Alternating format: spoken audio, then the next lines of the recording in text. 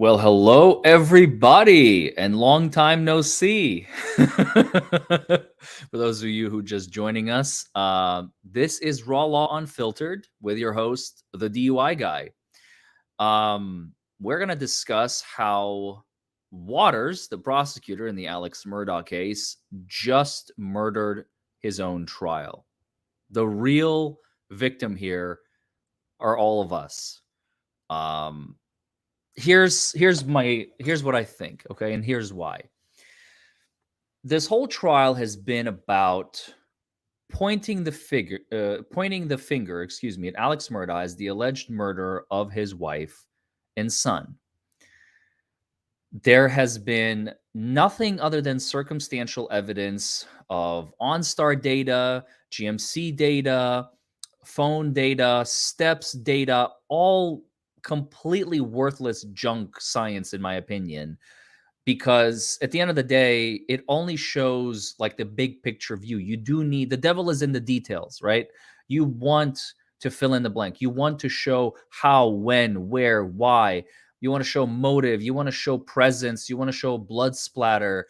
You want to show gunpowder residue on his fingers. You want to show all sorts of things in order to convict an individual of murder. At the end of the day, they're trying to convict him of murder. When the trial is over, the jury instructions are not going to read, did you cheat, lie, steal money from your clients? If so, vote yes, guilty. They're going to read, do you believe that beyond a reasonable doubt, Alex Murdaugh has committed the murders of Maggie Murdaugh and Paul Murdaugh? And the answer to both of those questions, I mean, I don't know if they're going to pursue, if they're pursuing first degree, second degree murder. I haven't read the indictment. I don't know if anybody has a copy of it. Feel free to share it with me. I'd love to take a look at it since we're getting so close. Otherwise, we're just going to hear it the day of closing arguments, right before closing arguments, after the defense rests. Now, I know the defense said they have a couple more witnesses they want to put on. The defense wants to put on a couple more witnesses, and I don't even know if they need them anymore. I don't know if they need them anymore. Alex has basically like completely torpedoed the prosecution's case by taking that stand. I stand corrected. Putting him on the stand is the best thing that has happened in this trial. I was not expecting that. I did not expect the prosecutor to do such a poor job of cross-examining Alec.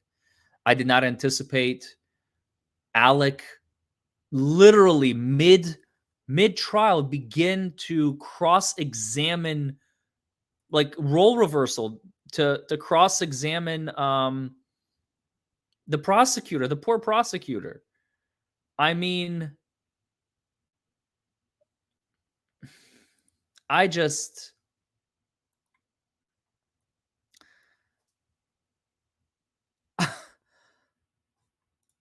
don't know. I'm flabbergasted. Like, this is supposed to be a murder trial. Where's the evidence? Where's the proof? We knew that it was a bad trial from the very beginning, since day one. We knew that he had very little evidence. We knew that this is going to be a crappy case. We knew that he had no facts. We knew it was all circumstantial. We knew all of this, and now it's finally culminating. This is the climax. This is the apex of the trial. Now, what's going to happen? If I were the defense or the prosecution, both, this is what I would do.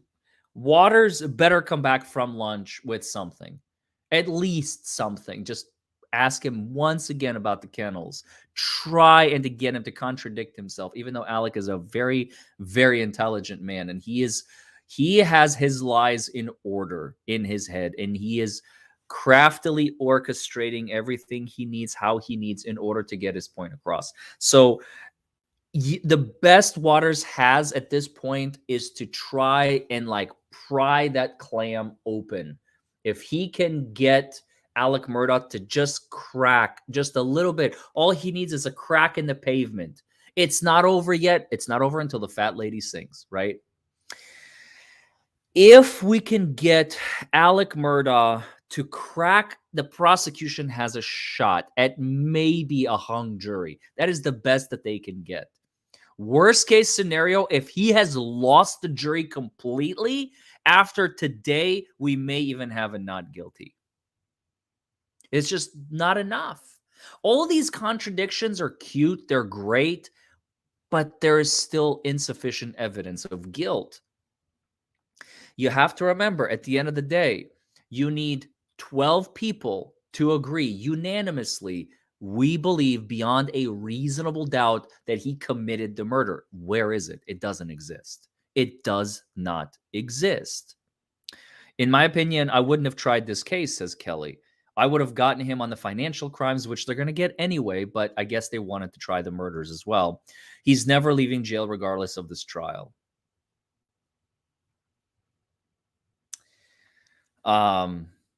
He's going to plead on the financial crimes. He's going to go to prison. No question about it. But is he guilty of killing his own wife and son? He's a phenomenal, like, again, did he have a hand in it? Maybe, possibly, probably. I don't know. But can the prosecution prove it? See, that's the problem. They don't have either the real killer or enough evidence to show that he's the killer. That's it. It's crazy.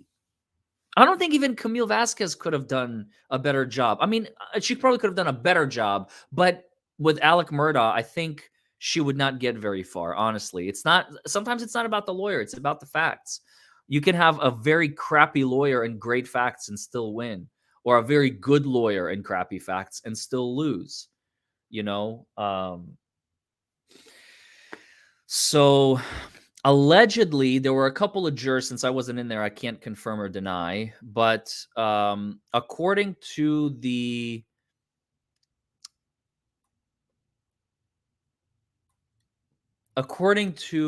at least one source who is in the courtroom, 2 jurors were crying.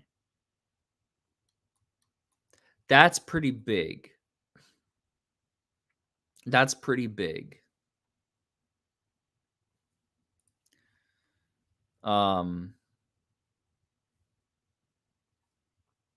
If it's true, and 2 jurors are shedding tears for Alec Murdaugh, that's it. It's a guaranteed, like, when I say guaranteed, I mean guaranteed minimum hung jury. Minimum. You can't even get to guilty anymore. Guilty is off the table completely. You're either going to have a hung jury at a bare minimum, or worse yet, the prosecutor may have talked them into a not guilty. It's possible. It's possible. Janet Stuttered, welcome to the channel. Thanks for joining. At a bare minimum,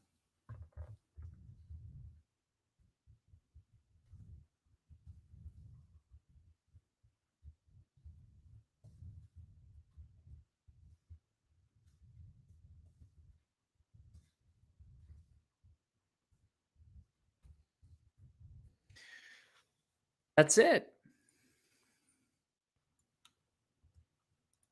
Unless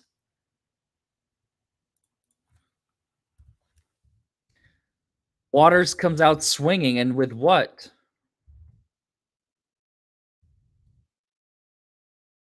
Got nothing.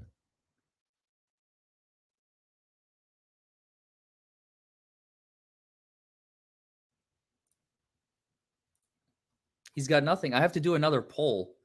Probably, I don't want to do the poll right now because there's still an open question about, theoretically speaking, it's not practical, but theoretically speaking, Waters could come back from lunch and just like knock him out, but he would have done it by now.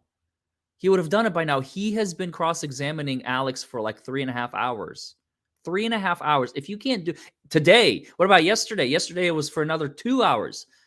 He's been cross-examining Alex for about 5.5 hours now.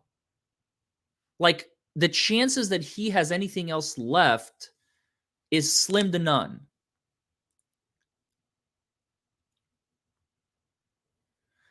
L. Kanich says, Larry, you really need to see the Netflix documentary. It changed my mind about a lot of things, especially about Maggie. Tell me more. Tell me more. What changed your mind?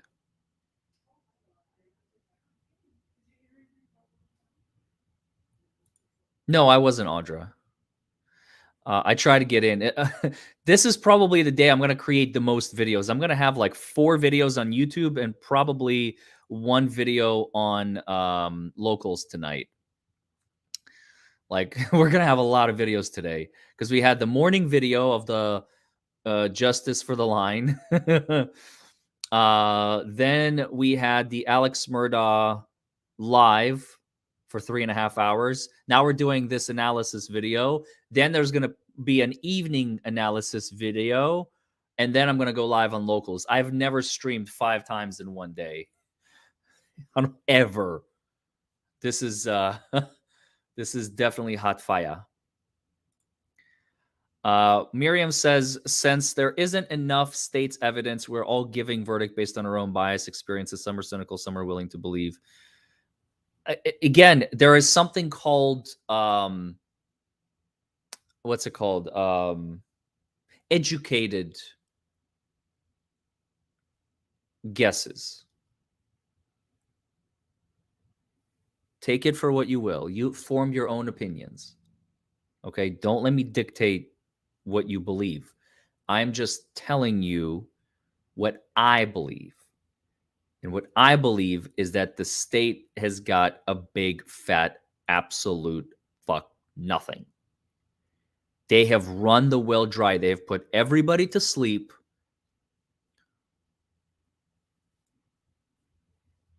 There is nothing left.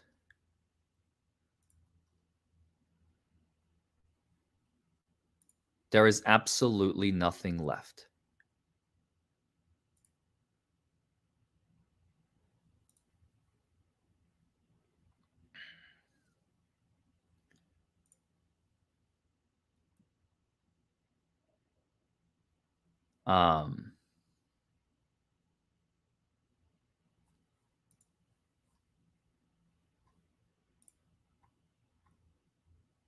The state is out of options.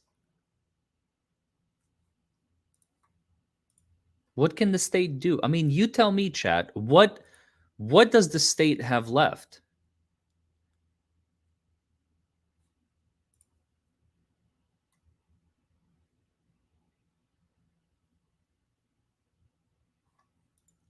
Let's extrapolate, okay? Let's have a conversation, chat. What do you think? Thank you, Miriam. She says I agree with you. I totally agree with you. What do you all think the state could possibly have left, argument-wise, evidence-wise? Are they going to play any more videos? Are they going to play the 911 tape again? The 300 steps, okay, that's already been kind of debunked. The timeline. So we have a gap. Okay, so his alibi doesn't make sense. There's like a missing gap in his alibi. Okay, fantastic. That is real. That is real. What else?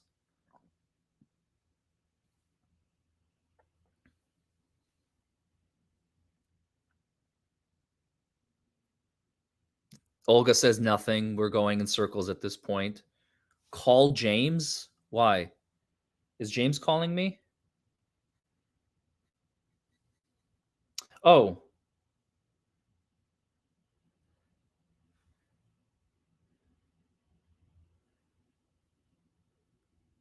He texted me. Let me call him real quick.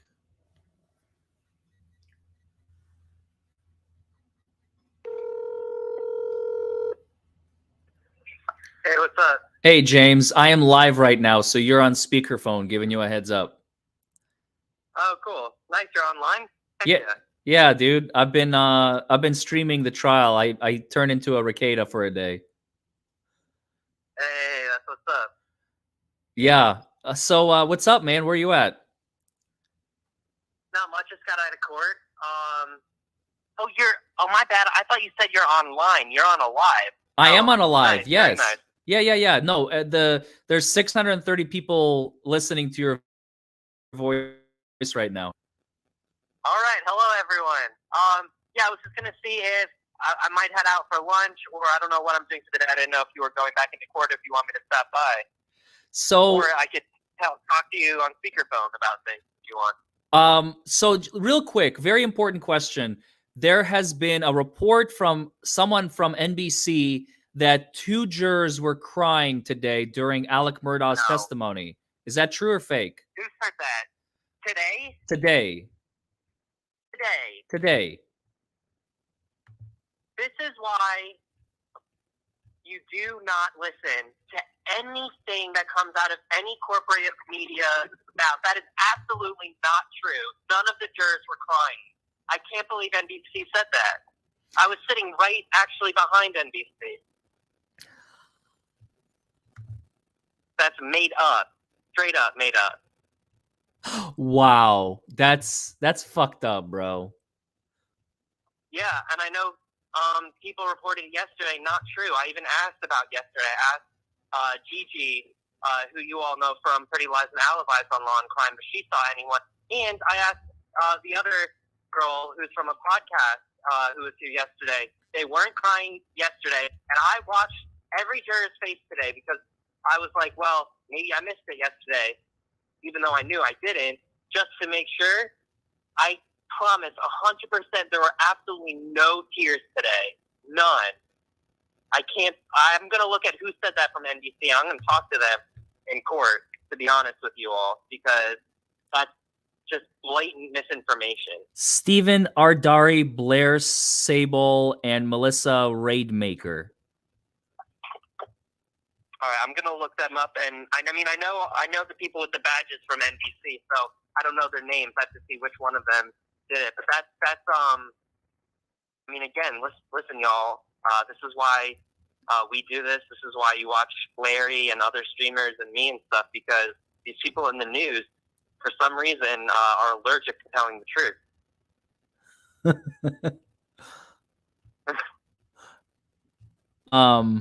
Yeah, dude.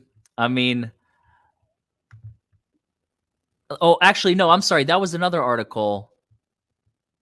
Let me see if I can get the NBC article. I don't know. They were citing another. Hold on. Well, while you find it, I'll say there's another more misinformation. Court TV and then a bunch of other press ran with it that John Grisham was in court yesterday. He was not in court. I spoke to the guy today. He's the mayor of Walterboro. He actually thought it was hilarious. His kids called him up and said, because they saw it on the news as well, John Grisham was not in court.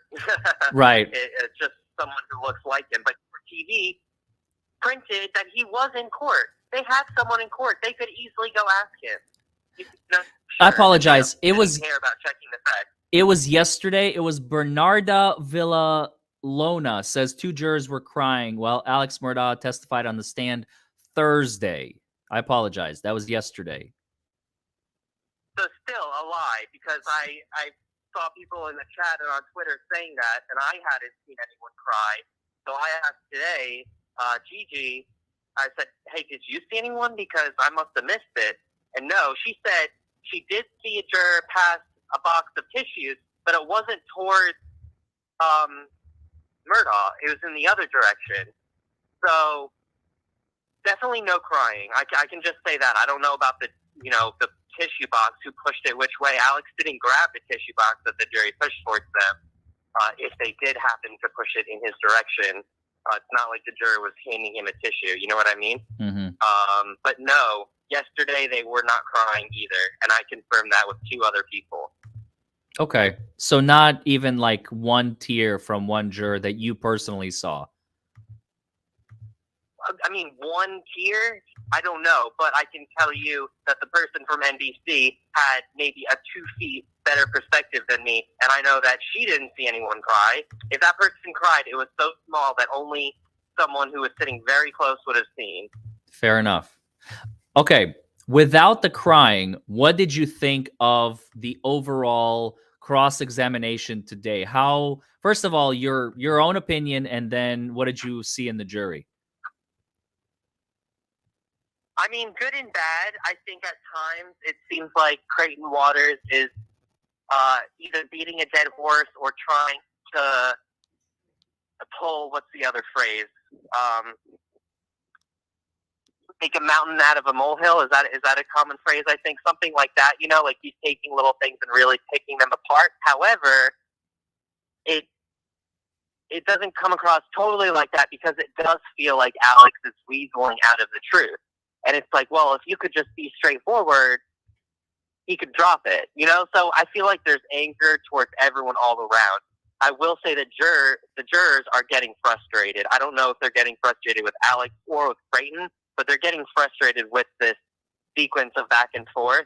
A few of them actually are frustrated with Alec, and I know that because they'll roll their eyes at him when he tries to get out of an answer. There's 2 or 3 that do that, but these are 2 to 3 jurors that I already thought didn't like him very much, so it's not like anything new, to me at least.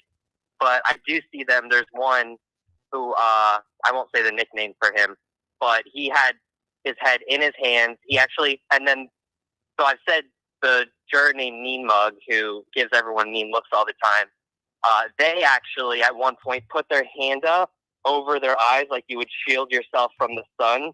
You know what I mean? If there's a glare. And, like, did that while Alec was talking at one point.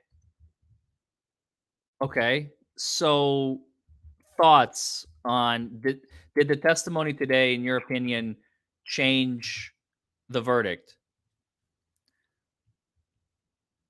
I mean, that's hard to say, because it depends if you believe that the jury is going to vote based on if they like him or not. I say bad. It looks bad for him. Now, if they're going to vote based on do they think there's enough evidence to convict him, I still say it's very, you know, all you need is one person. Right. Now, again, if this trial were about is Alec a bad guy, I think the guilty would. I think the jury would find him guilty. Gotcha. Okay. Everyone is curious, and I don't know if you can answer this, because all we saw was whispers, Sure. and I can imagine all you heard was, well, nothing other than see whispers. The at the very end, after the jury Oh, yeah. exited out for lunch, the judge was about to say, "All right, well, I will see you all." Oh, wait a minute. And he stopped everyone, and the bailiff ran up Mm-hmm. to the judge and whispered something in his ear. Do you know anything about that? Like, what happened there? Yes, and I'm sorry, Larry, and sorry, everyone. I'm not going to spill all the details about that probably yet, but I will say the bailiff. I'll tell what happened. We all got up to leave after the jury left, and the bailiff said, "Hold on a minute." The bailiff runs out the door, following the jurors, and then for like a minute or 30 seconds, we're all sitting there. Then comes back in and walks in. Everyone's staring at them like, "Are you going to say anything?" Walks right up. Doesn't say anything to anyone, and then walks and whispers to the jury, the judge. I have whispers from other media people of what they think it's about. There was a few issues today, and one thing with the elevator, something else with someone was sitting.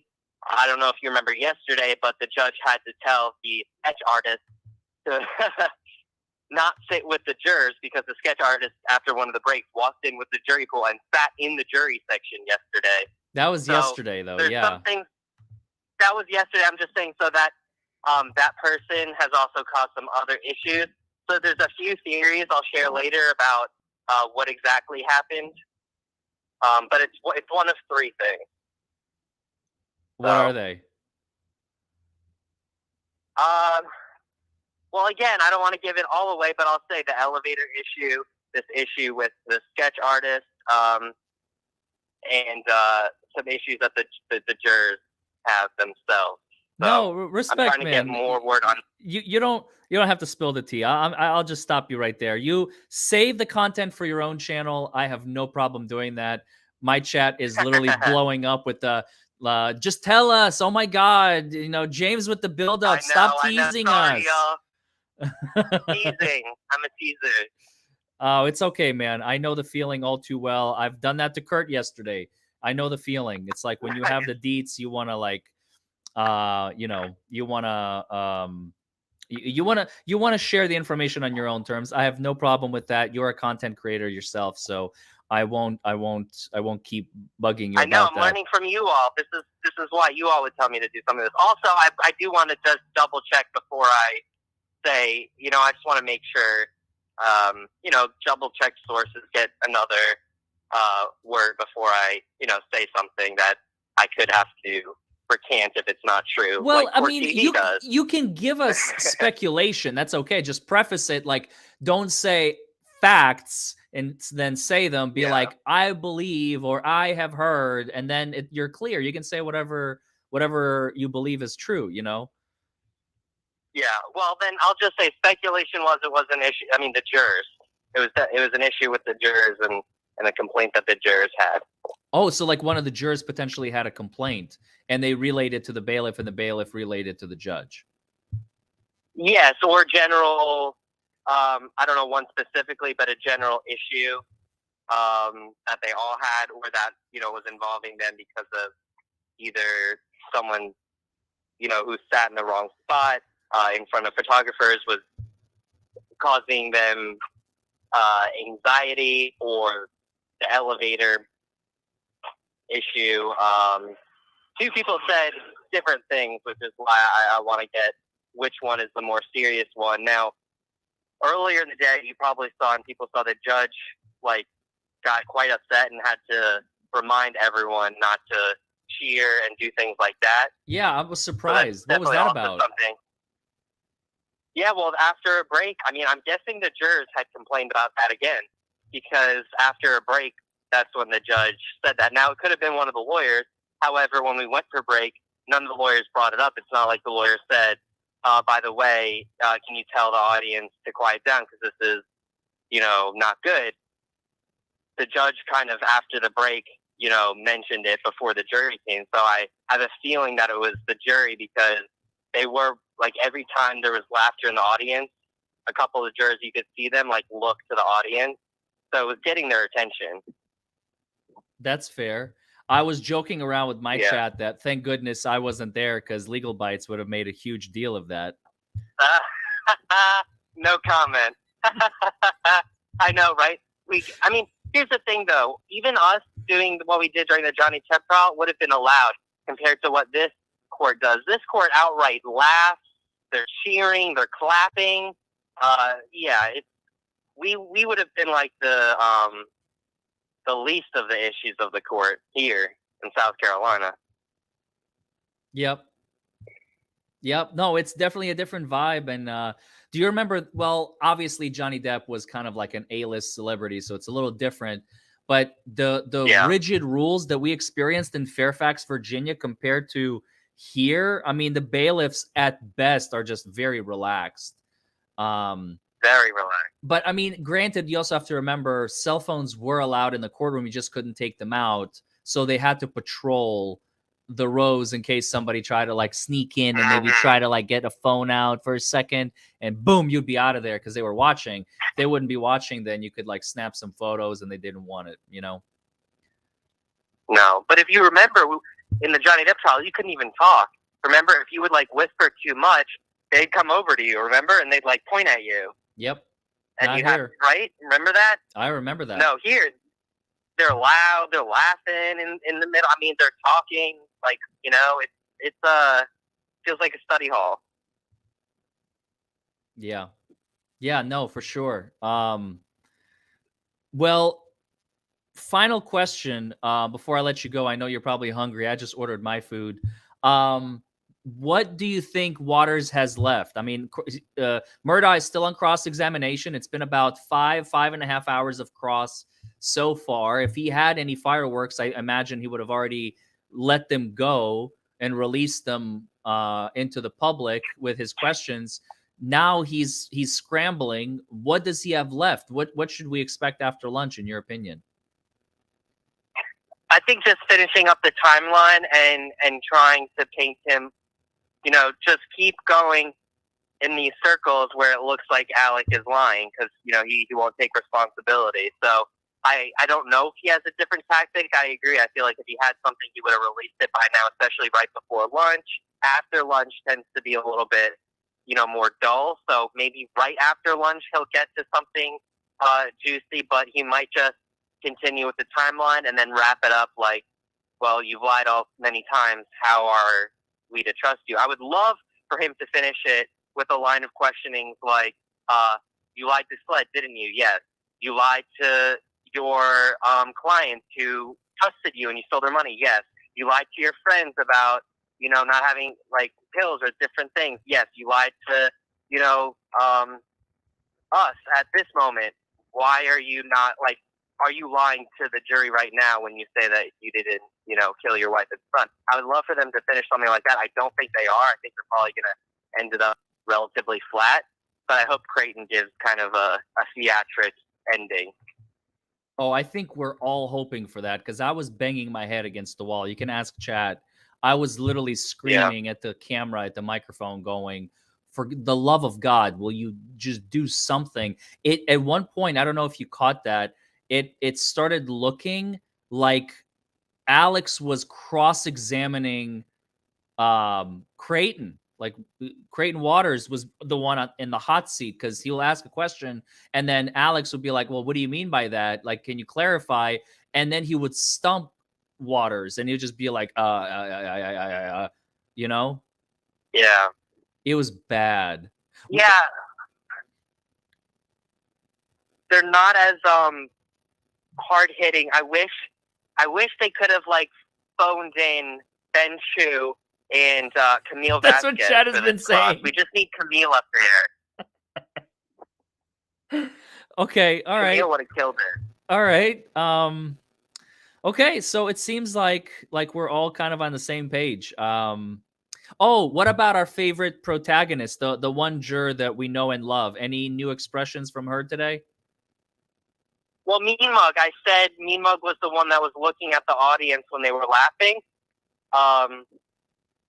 Also, did that Mean Mug was the one that covered their face with their hand like the sun was getting into their eyes when Alex was testifying. I did see some crazy faces though.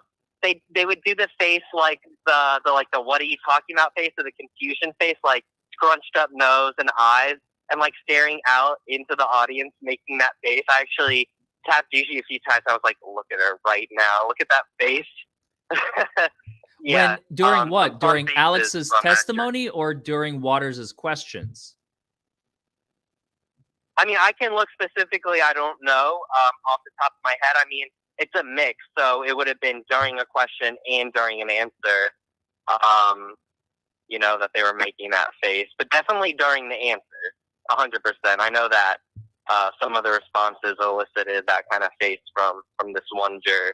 Because no matter which side the confusion is towards, that's always good for the defense. Confusion is the number one wild card of the defense in this trial, in any trial, but in this trial in particular, because confusion is hung jury, whereas certainty is guilty or not guilty, in my opinion, in my experience. That's fair. Yeah. All right. So where are you headed? Are you getting food? Yeah, I am. I don't know what I'm gonna do. I was hoping that he would be done by lunch now, but I might get lunch, or maybe I'll come say hi, depending on how long you're on this for. Well, court resumes in 30 minutes, so I don't want you to hop over here. I don't want you to miss court. All right. But you're more than welcome to. I'm not trying to stop you. I feel like no. You're very busy. That is true. We'll talk about tonight, but one last thing I wanted to ask you. Oh, so I do have an offer. This is actually to both you and the chat, because I don't know if I said this yet. So the ladies that were standing behind me, you probably saw them, was like a group of 5 women. I had 2 ladies in front of me, 5 ladies behind me. One of the 5 ladies, I can't remember her name, like Marissa. She never actually said her name. She just kind of like mentioned it in passing. So that's how I caught it. We actually have a deal. If I bring her a bottle of wine, she said she was going to hold my place in line. That is assuming that the line hasn't moved 20 people deep yet, because it's still about roughly number 20. So I need to get my hands on a bottle of wine, and I may be able to get into that courtroom. But here's the real question. Do I want to? Like, do I care to put eyes on the jury anymore? Because by now they've already made up their minds about Alex Murdaugh's testimony. And I'm like, do I even care to get back in there? I'm having too much fun. Like this whole not getting in has been a blessing in disguise, surprisingly. Nah, I know. I keep saying the one thing about this trial is that it's so much less interesting than watching a live streams of people talking about it. So I don't blame you if you just want to chill and stream about it and watch it, because I feel like, yeah, it's not as, the quick bites are exciting the few times that it happens, but a lot of it is just drudgery. And this jury they're hard to read a little bit, except for a few of them. Yeah. Yeah, no, she the lady Marissa, she said one of her favorite wines is 19 Crimes. And I'm like, Okay. how very fitting for a criminal trial to bring in, like, hey, I brought you your wine, 19 crimes, 19 financial crimes, to be exact. Yeah. Kind of makes a good story. I think so. Heck yeah. Well, let me know if you do or whatnot. But you'll be here next week, right? I will for sure. Oh, yes. I'm not going anywhere. I'm going to be here until they go to deliberate. And when they do, I'm probably just going to drive back. I'm not going to wait for them to reach a decision, because that will take 3 or 4 days, because they do have to deliberate. And because it's leaning towards a hung jury, in my opinion, you're not going to get a quick answer. It's not going to be a in and out. They have to talk, and they'll be split, and they'll come out, and then the judge will issue an Allen charge, which is basically go and try again, come back later. It's going to be messy, very, very messy. And I'm here for it, but I'm not going to be here for it for the deliberations. There's no point in staying for me for that. I mean, you might, but I don't know. Are you going to stay while they deliberate? Yeah, I will. I'll stay through deliberations, but I mean, I'll be here. You'll be here the weekend, so, and after it today, of course. So, we can meet up if you want. Okay, sounds good, yeah, man. I'll stay through deliberations. We'll see. We'll definitely reconvene after the case is over today, in the evening, and either I'll see you in court or I will see you after court. Sounds good, Larry. All right, man. Where are you streaming? Final question. After court, where are you going to stream? Yes. So I think I will stream from my channel if I don't join you. Well, I will join you at some point, or anyone else. I haven't heard from anyone else about today, but I don't know exactly what time. So it'll either be right after court, or usually I do around like 7:30ish. So, on your channel, I don't know yet. At 7:30. And where are you going to be physically? Like in your car, or do you have a place here? Oh, I haven't decided. Either my car, or I was going to go back to where I'm staying and do it, or I could come by you, I guess. Yeah, you're more than welcome. Okay, cool. Well, yeah, either way, because I'm about an hour away, so it's kind of hard. I usually like to get there first before I stream, and not stream while I'm driving, because sometimes the service, messes up. But I will try to figure that out before lunch ends. You got it. All right, man. Just keep me posted. Thanks for your input. Thanks, Larry. Of course. Talk to you later. Talk to you. Bye-bye. Bye. Well, that was James from court. That was cool. That was fun. That's refreshing. That's definitely refreshing. Ask him about the bailiff. Yeah. Yep. I did that. Isaac says DUI guy and James need to hop on the free Alec train. I mean, I'm not there yet, but 0 left for the state, and they gave up their closing argument by letting Alex take over the floor. That's what I'm saying. That's my opinion. Oh, hey, Nate is here. What's up, Nate? Whoa, holy shit. Are you in the chat right now? I did not see you. Or is that the only comment that you made? Trying to find you.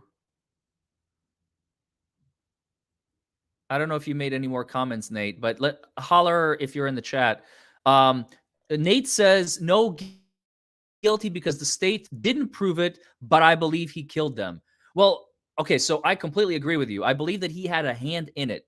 I believe that he was in some way, shape, or form involved in the murder. Now, whether or not he himself pulled the trigger, that's the question. That's the real question that we've been dealing with the last however many days and weeks. But the fact that he is guilty in the public's eye is not the same. I'm sure you know, you've done criminal defense, you've been a prosecutor, been a cop.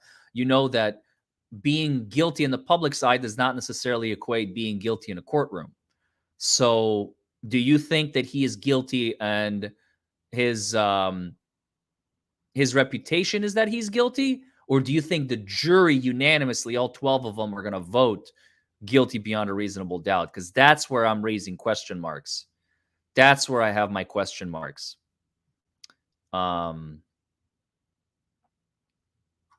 If you're still here, please feel free to let us know. I'm going to try and keep an eye out. But thanks for first of all, thanks for the super chat. And second, thanks for popping in, man. I know you have been very busy with the boozy stuff, and kudos for you for trying to take down the fucking tyrant, Christopher Boozy. Like, my God, that man is not capable of truth saying. I mean, he started a Twitter wannabe lookalike. I don't even want to say its name because it's not worth it.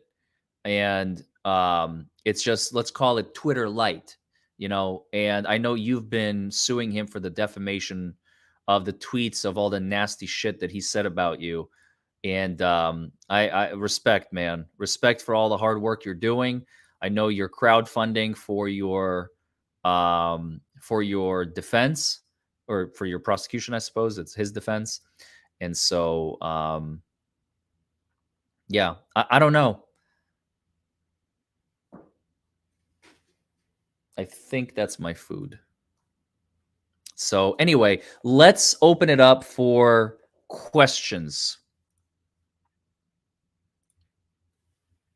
Go ahead and ask your questions. I'm going to be right back.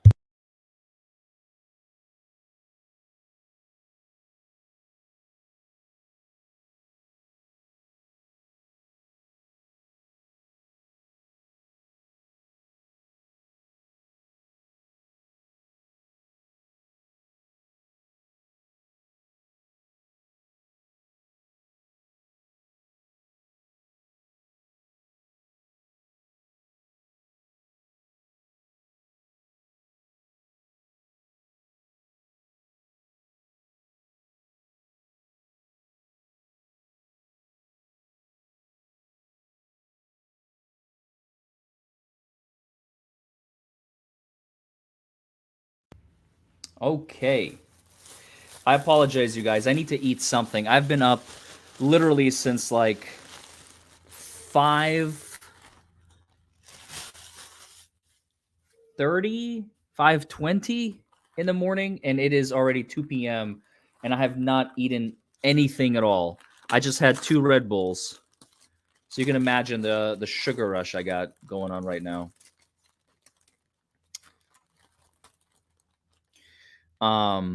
So I apologize ahead of time for eating on stream. I just don't have a choice. Did someone videotape the jurors? I don't think so.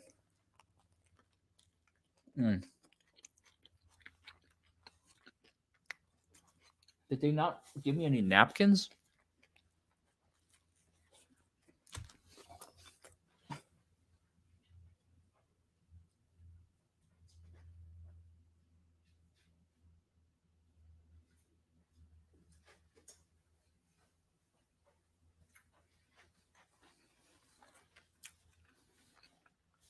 I'm eating Subway.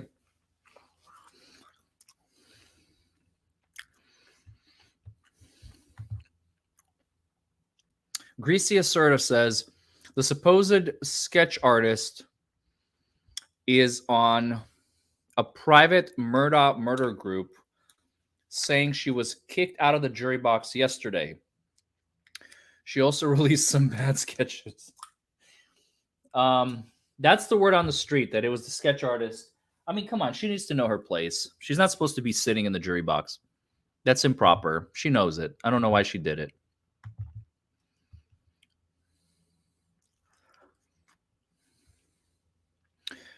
What do you mean I'm better than Subway, Carolyn?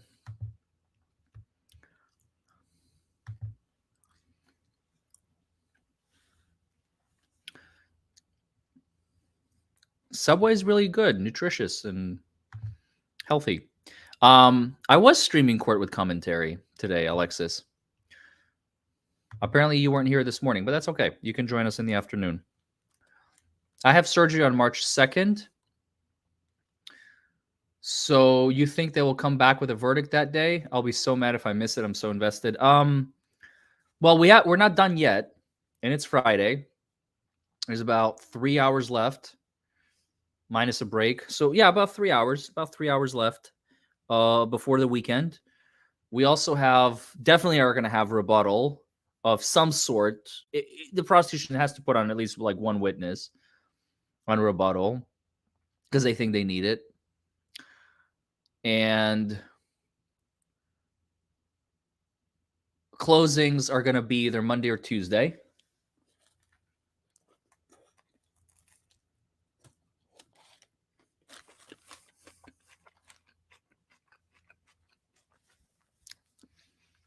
Then they're going to deliberate, let's say Tuesday, Wednesday, Thursday.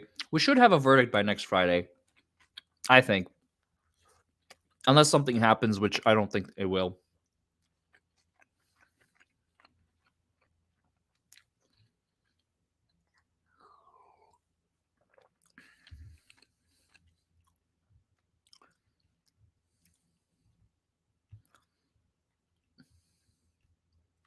Chat does not appear to have a lot. This is interesting.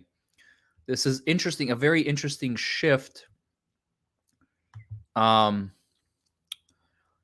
you guys don't have a lot of questions now.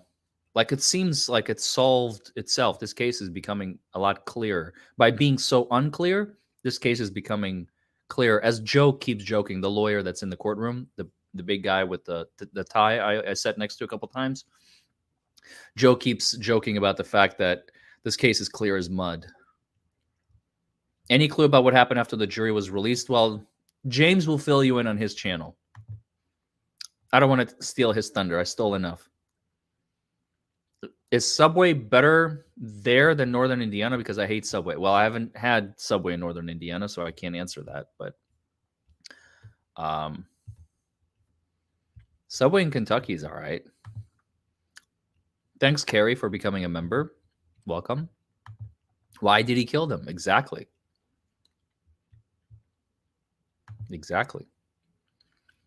Did we ever hear anything about prints on Maggie's phone? No, we did not.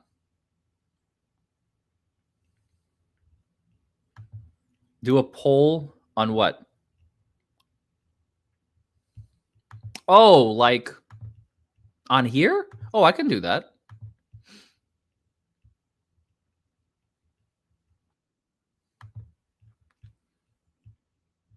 Let's see. Start a poll. What do you think the verdict will be? Question mark.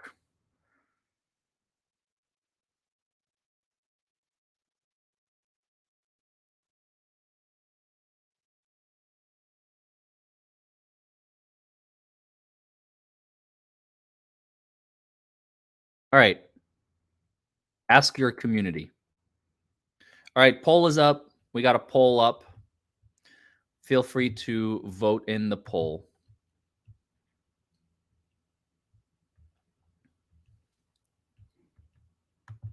Question: if there's a holdout on the jury, does the state Waters know who? No, it's all confidential. No, you won't know until after the judge declares a mistrial and it's all over and everybody goes home. Then it might get revealed, maybe, but probably not even then. Any good marriage prospects as of late? Thank you, Aunt Maddie, for the super chat. Any other questions? Although it's clear that he's lying, do you think he did it? Well, we kind of already agreed on that more than likely he had some hand involved, like even though he wasn't personally pulling the triggers on the guns, he's in some way, shape, or form involved.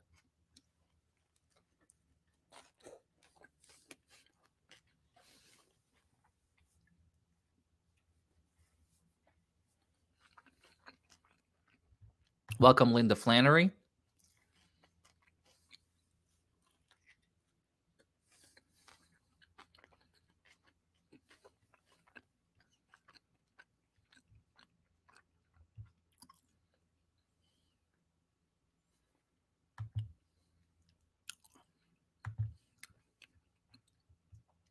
At least here, it's already shifting a little bit. Out of 430 people, about 3 out of 5 of you are voting hung jury. 1 out of 3 are voting guilty. And the not guilty is starting to rise.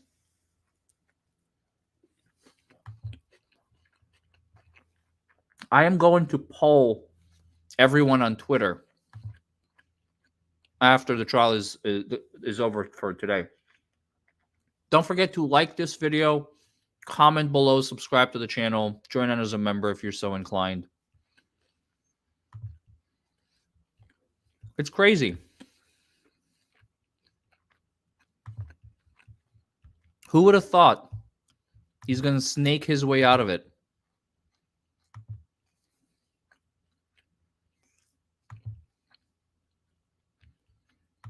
It's absolutely nuts.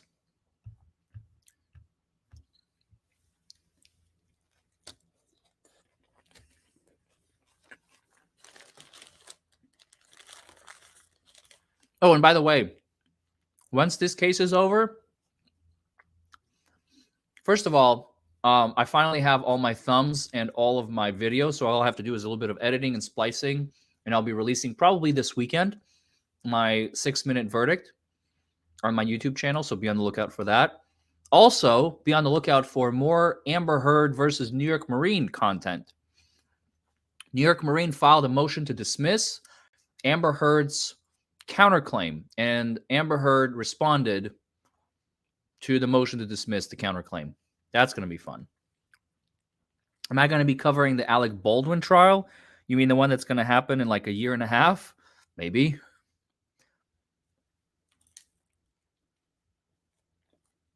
I don't think it's going to come anytime soon.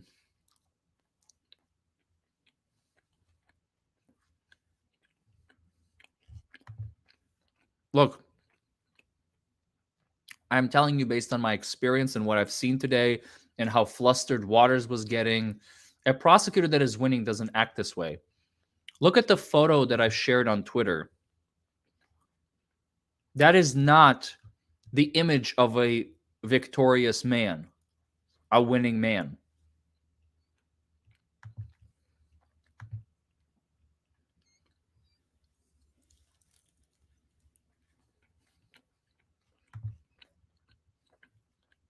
What else can they bring out? Like, there's nothing left.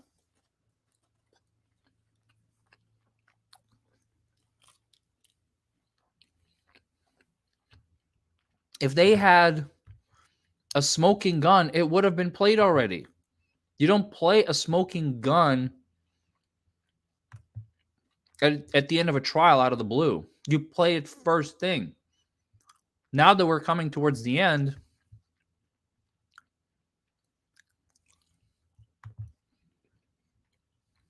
like, what do you expect?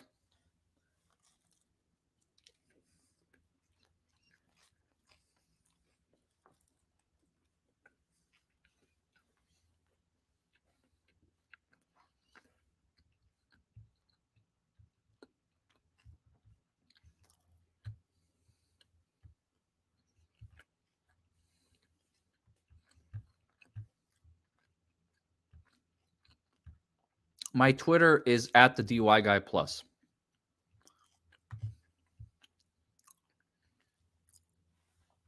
Should have leaned more into Alex was withdrawing on the 6th, not the 7th. So where Maggie and Paul upset with you that you had pills again and pushed you to paranoia after the day he had to. So was he paranoid? Was it like a psychotic killing? That's another theory. But you can't, as a prosecution, you have to pick one theory and stick to it. You can't jump around from theory, rock to rock, theory to theory, because that shows you got nothing.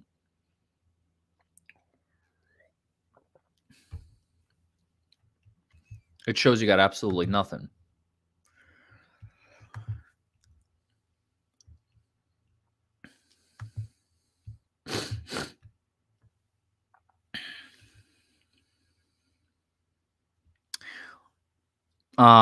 Wait till you guys get a load of this. Somebody wrote, somebody in the opposite side jury box who is filming released a brief video of the jurors in the courtroom today. Shameful. I love the video, but of course I'm not going to release it. Judge Newman needs to take somebody's head off. Holy fuck. What? Is that what the issue was? Oh, that's why James didn't want to talk about it. Oh, that makes sense. Irene Tuft, thank you for becoming a member. Now there's the real smoking gun. And why are we... See, you see how boring this trial is? We're more interested in drama surrounding the jury than we are the actual evidence in this case. Once it's a hung jury, at this point, with all the evidence that we have, with Alec testifying, I don't think they will retry. I don't think they will retry. This is a Twitter screenshot that someone shared with me, but it says this tweet has been deleted. So, I mean, it's drama. It's like straight up drama.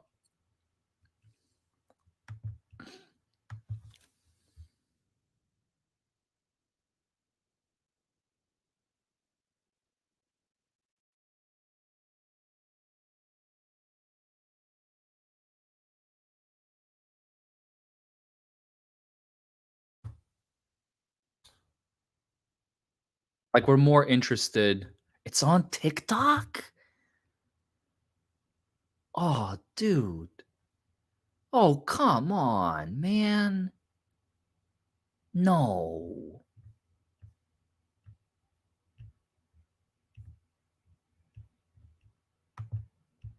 Shout out to the mods. Hey, thanks, Christine. Thank you for taking care of our mods with a nice compliment. Emmy says I'm sending it to you. Okay, send it to me. I will not share it, but I will look at it. Jesus Christ, that's fucking crazy. Don't do it. Are they... Someone is pushing for a hung jury. Someone is pushing for a hung jury if they did that. Oh my God. Not a hung jury. I'm sorry, a mistrial. What am I saying?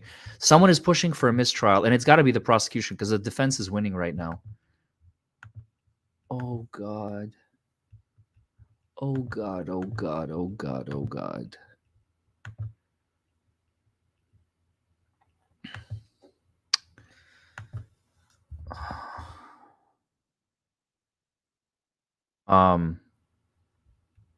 Give me 1 second. Oh God.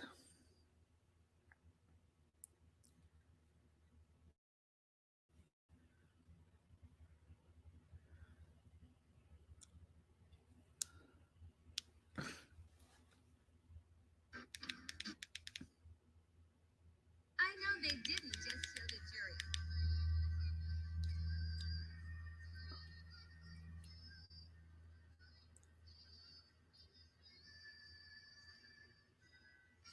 That's an old video too.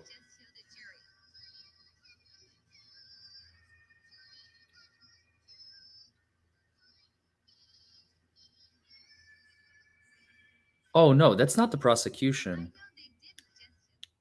That's not the prosecution. Okay. So again, I don't want to say anything. I understand why James didn't want to say anything.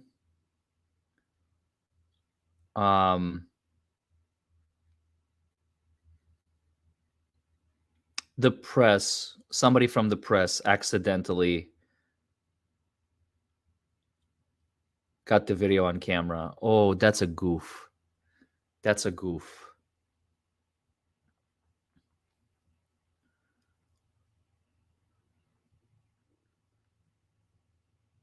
Oh, that's such a goof. When was this posted?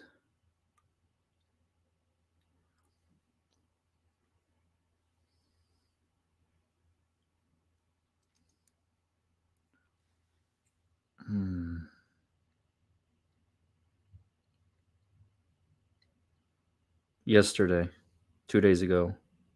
No, there's even like some comments from 6 days ago. It's just finally going viral.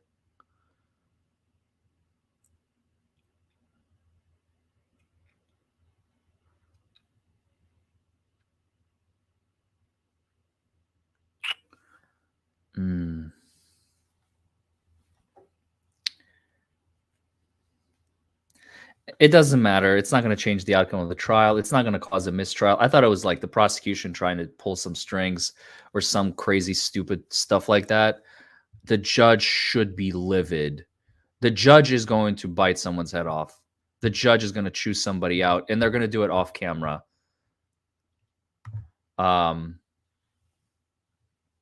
Sorry, just watching now after my lunch break by Waters killed this case. Is that good or bad for the prosecution? Sorry, I'm laughing because it's like, you know, if you kill your case, that cannot be a good thing ever. But maybe I'm confusing in the way I phrased it. I don't know. Maybe it's a different language. I don't know. Cult of personality, but it's a terrible, terrible, terrible, terrible, terrible, terrible, terrible thing for the prosecution. If Waters killed his own case, there's no recovery from that.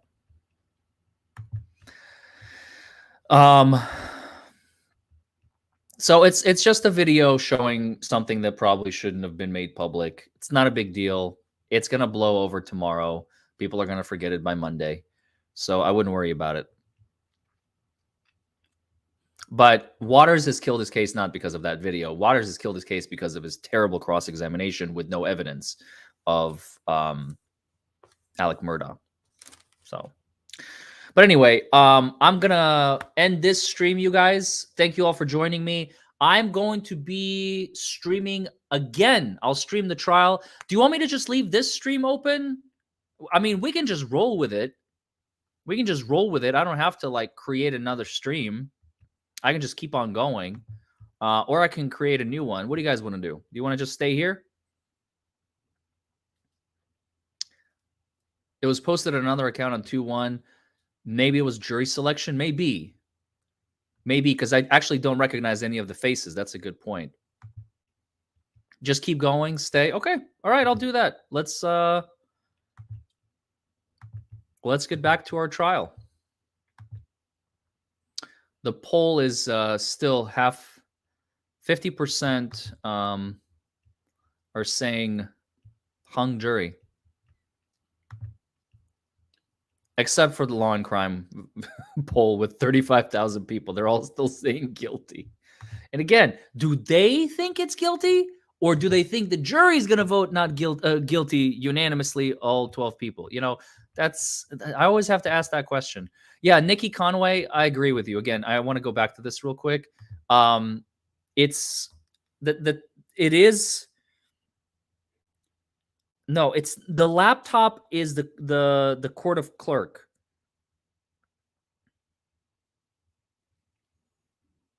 I don't recognize any of these people. So we might be completely good.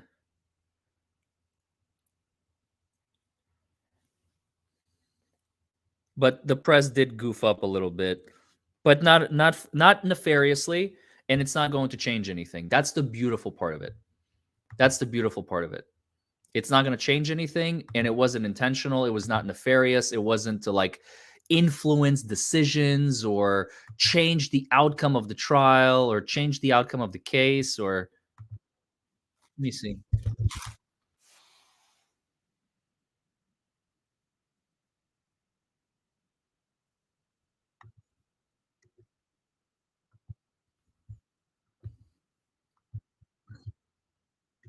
You know, you mentioned that, Anjanette, that his way of speaking is it's just kind of, oh, shucks, you know, Yeah. Everybody on the jury, though, is I kind wanted of to from hear that what area, Anjanette right? had to So say. maybe it doesn't play I as love well with Anjanette. them. It's just like that's the way we talk here. But it's just kind of, everything's kind of got a soft pedaling nature to it. And I think that when he busts out and cries like he does, I'm amazed. It looks like real emotion to me. I just don't know what's motivating it. It very well could be real emotion, but that's the question. What is causing it? We don't know. We're going to take one last question. And this one comes from KN8113 from Twitter. Do you think it will help Alec if the prosecutor... actually, no, let's not do that one. Diane from Facebook. Sorry about that. Funny how Alex couldn't remember things in those earlier days, but today he has no problem answering in full detail. Seems he's giving more detail than asked. Isn't too much a bad thing? Sonny, is he giving too much detail where he can offer all this stuff and back then he's like, yeah, I don't know, and whatever? I think he is. I think he is talking entirely too much. And I think he should be limited. Thank you for joining, in his Diana. answers. He should stop being so combative and just answer the questions that are being asked. I'm sure his lawyers are losing their absolute mind with him on the stand and some of the things that he is saying, because I'm like, okay, don't do that. Don't say that. I just think he should just answer the questions. If he doesn't know, just say, I don't recall. But I think he is actually talking too much and he is far too combative. I understand why. I understand the emotion, the thought of his wife and son being murdered. And if he is reliving that in his mind, if he can picture that at the moment, and I can't understand whether he did it or not. I agree with her. Not emotional, but I just really think he should stop talking so much and stop trying to explain things. Absolutely. That's what I've been saying yesterday. Prosecution to ask their question, state the answer, and if he wants to add something, wait until his attorney is asking. Exactly. Right. Well, let me tell you that you let Bubba and Grady out, and the first thing they do is they go over to those pines and they do their thing. I mean, it's just like, okay, nobody cares. But I agree with you, and I want to know what Dick Harpootlian and Jim Griffin are thinking, because we've got a camera on them, and I keep looking, and All right. I just wanted to see if they had anything of value. Nothing really interesting. Just a couple of interesting points, but that's about it. I love Anjanette, but her voice is a little crunchy. I don't know how else to put it. It's a little crunchy for my taste. But yeah, court should resume very shortly. I mean, it was an hour 15 break, and it's been an hour 18. It's very possible that nasally, I guess, grading. It's a little crunchy. But just because Alex's testimony was cringe doesn't mean they're going to convict. Again, that's the word is grating. Is that what it is? Crunchy. I don't know. Words escape me. Okay. I've had a long day. I have been up for almost like 10 hours, you guys. Okay? I have a right. You got to fight for your right to not have the right words.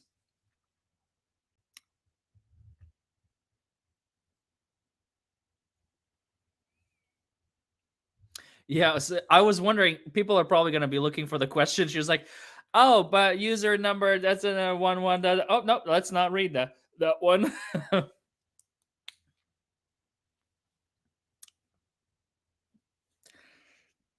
Oh, it's so funny.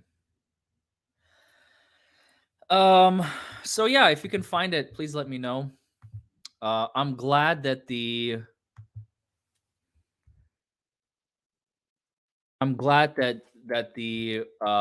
TikTok is not revealing of the real actual jurors.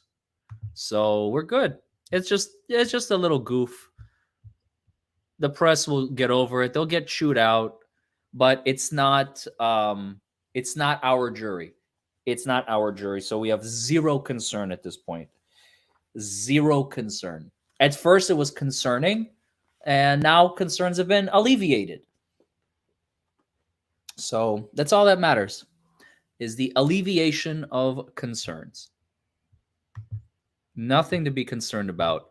You know those New York cops? Nothing to see here. Move along, folks. Ain't nothing to see here. Yep, yeah, just keep on moving. Just keep on moving. Nothing to see here, folks. That's basically what's going on.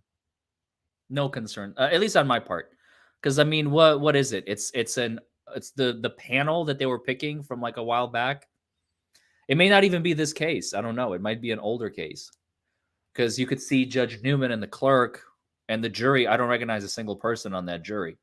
So I have no concerns. Yeah, that's right. That's right, mad scientist. Hey, yo. Hey, you, come here. Listen here. Are you ready? Dude, forget about it. Just forget about it. You got to add the Jersey accent.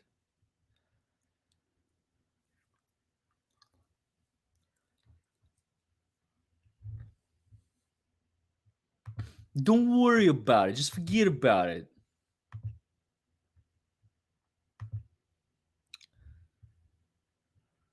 Don't worry about it.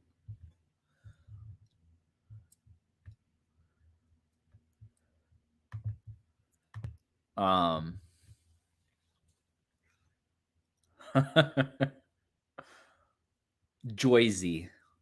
Hey, do you know what the car keys are? My car keys or the car keys? Dude, the car keys.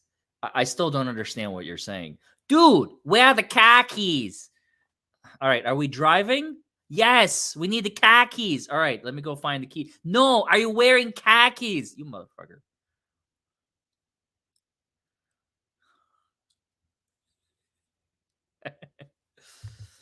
Hey, Rocky. Or are we talking Rocky Balboa? Or Rocky and Bullwinkle?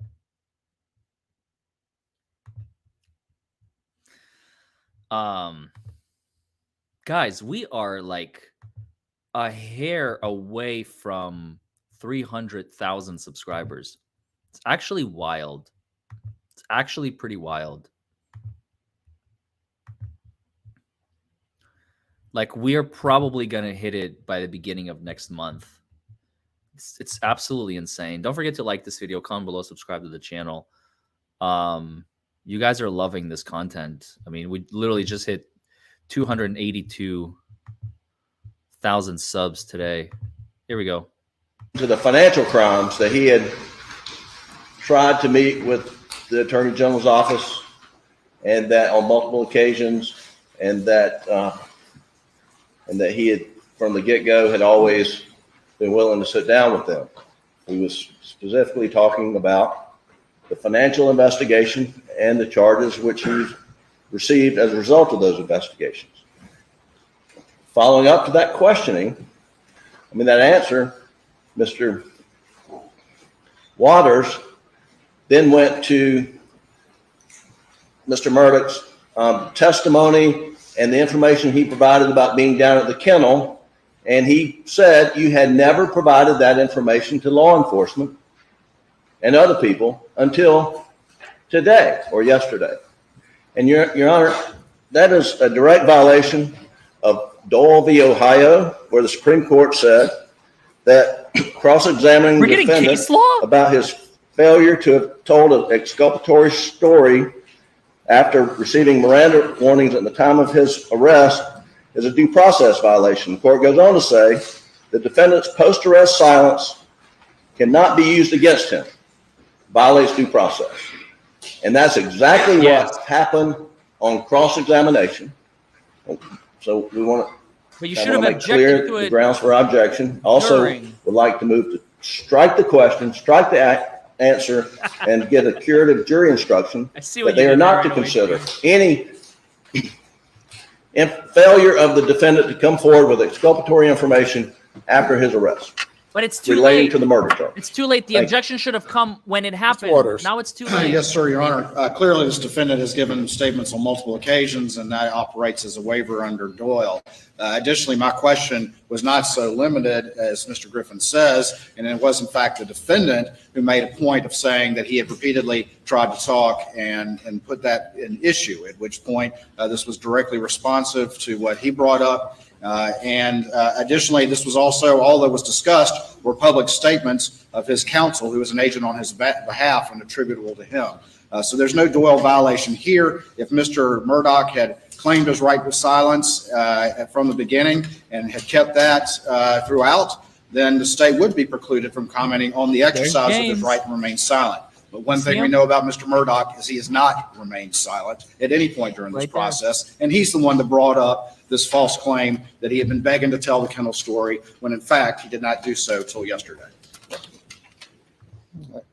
Doyle primarily addresses the issue of post-arrest silence.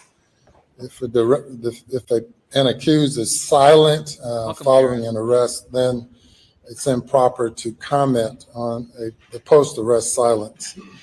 It does not allow an accused or a person who's suspected to give contradictory information, or to voluntarily give a statement, or to voluntarily give a misstatement, as has been acknowledged here. I do not find any Doyle violation, and the record is protected. I certainly understand the defense raising any and all possible issues, and they can be raised, and you've done it here. The record is protected, but all motions are denied. Obviously, we saw that coming. Let's bring the jury. Let's bring the jury.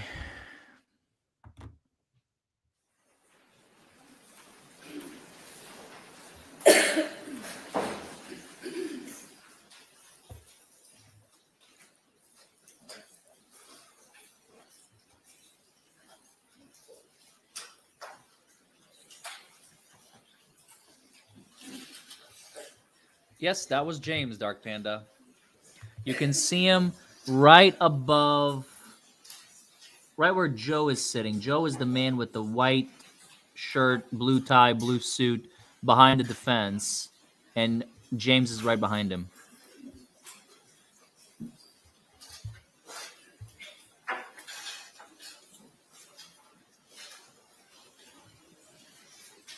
We're going to call today Ricada for a day since I'm live streaming the trial, which I've never done before in my life.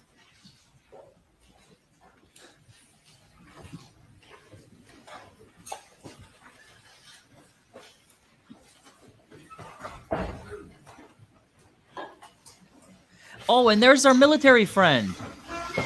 There's our military homie, Riggins. Very good. You may proceed. May it please the court, Your Honor. Yes, sir. Mr. Murdaugh, good afternoon. Good afternoon. Get that mic up a little bit, please. Excuse me. Thank you. There we go. When we left off, we were talking about at what point during that interview in the car with Dave Owen that you decided to start lying about the murders of your wife and son. I'm going to pick up this video real quick. Not going to play the whole thing, but we'll start from 2 minutes and 9 seconds. We'll just start the talk, take your time. Like when I came back here, I mean, I pulled up and I could see him, and I knew something was bad. I ran out. I knew it was really bad. And my boy over there, I could see. That was your idea yesterday, you guys.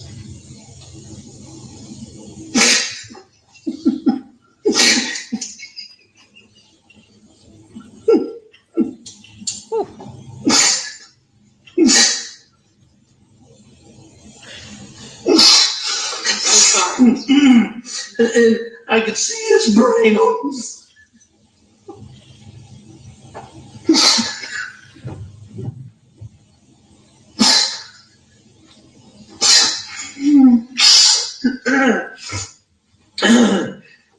ran over to Maggie. And, actually, I think I tried to turn Paul over first.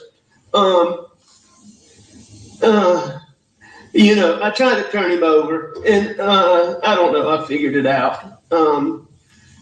His cell phone popped out of his pocket. I started to try to do something with it, thinking maybe, but then I put it back down really quickly. Then I went to my wife, and I could see.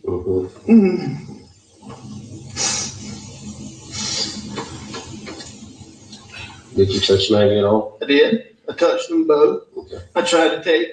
I tried to do it as limited as possible. Why are we doing but this again? I tried to take their pulse on both of them. And you know, I called 911 pretty much right away, and she was very good.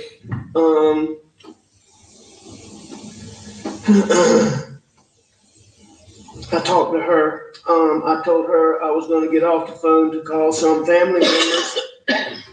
I did that.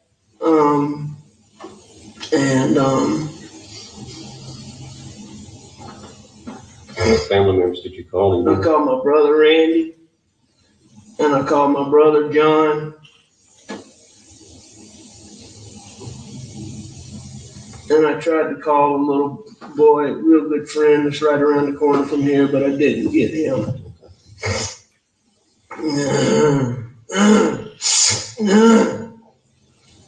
What all was around Paul when you walked up? Blood.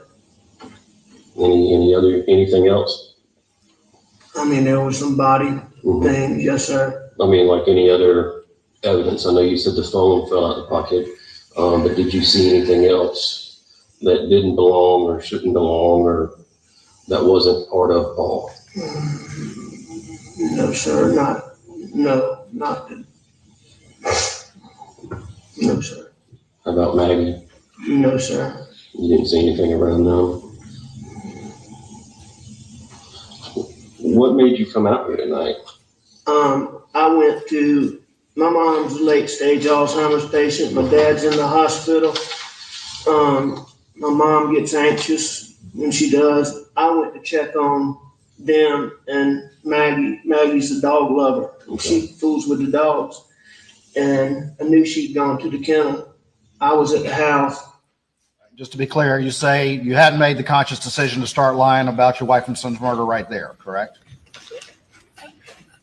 I don't believe so. Okay, well, let's continue on. Mr. Waters, I can't tell you exactly when that decision occurred. Yeah. You can't describe to the jury the moment you decided to lie about your wife and son's murder. I can't tell you exactly when that moment occurred. I left the house and went. You did say earlier that when David Owen asked you about your relationships, that was a trigger point, correct? Well, that was certainly one of the things that contributed or made me paranoid. Okay. Now, you know, there were already things that had gone on that occurred, as I said, that put me in that mindset. Yeah. But exactly when I decided to lie about that, I can't tell you. So the things again, you talked about your dope paranoia, the fact they'd taken GSR, and you talked about the advice of your law partners and Sheriff Hill and Greg Alexander, and then you talked about your distrust of SLED somehow from the circumstances and demeanor of this interview right here, correct? No, my distrust from SLED didn't arise from this interview. My distrust for SLED arose from Objection asked a and couple of answered. things. Objection And it's cumulative. really Objection several things. relevance. It arose Objection from move the fuck on. God. the way they had been involved in, SLED had been involved in the investigation into Paul's criminal charges, and they had been involved in, there was an issue that had gone on with some rumors about Buster and Paul, they had been involved in that where, you know, Buster nor Paul had anything to do with what I'm talking about. And SLED never said that, even though they told their lawyer that, they never say that. And there had been another incident where SLED had charged Greg Alexander, my friend in this case. They charged him. And in fact, I thought the agent that was involved in that was David Owen, but the charges against Greg Alexander were so, they were so wrong that my dad and I made a conscious decision, even though he was a career prosecutor, made a decision to go to the courthouse and sit with Greg Alexander while his trial went on, because It was 10 years ago, right? it was a while back, Yeah. you know? But You don't know if Dave Owen was at SLED 10 years ago.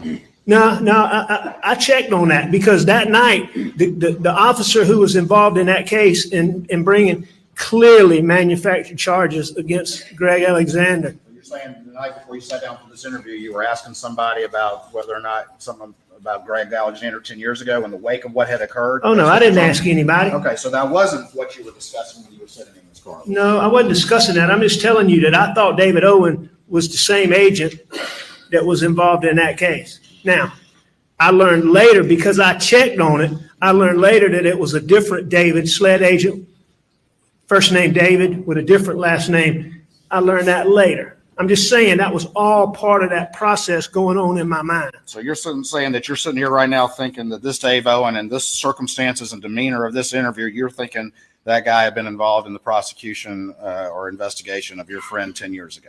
I did. Okay, so here's a new one you just mentioned to us, correct? No, that's not a new one. Okay. That's part of. I mean, the circumstances are new. I mean, No, that's fairly no. specific, don't you think? I think the prosecutor Well, should no, be afraid sir. of sitting I- down. The story keeps evolving. Keep going. No, you asked me about this, Mr. Owen. What I said is part of this whole, Because he knows I mean, it's over. Mr. Waters, the whole part of this whole process involved my distrust for SLED. That was a big part of my distrust for SLED. Yeah, we can all see it on your face in this interview, can't we?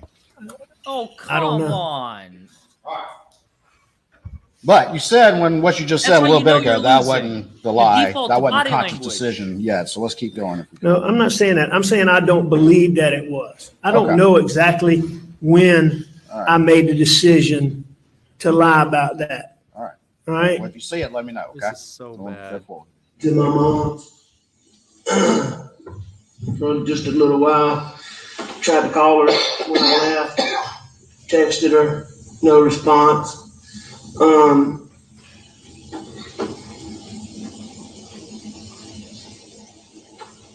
When I got back to the house was obviously nobody was in there. So I figured they're still up here fooling around. Paul was gonna be getting set up to plant. Our sunflower seeds got sprayed and died, and he was refiguring to plant the sunflower seeds. So I came back up here and drove up and saw and called.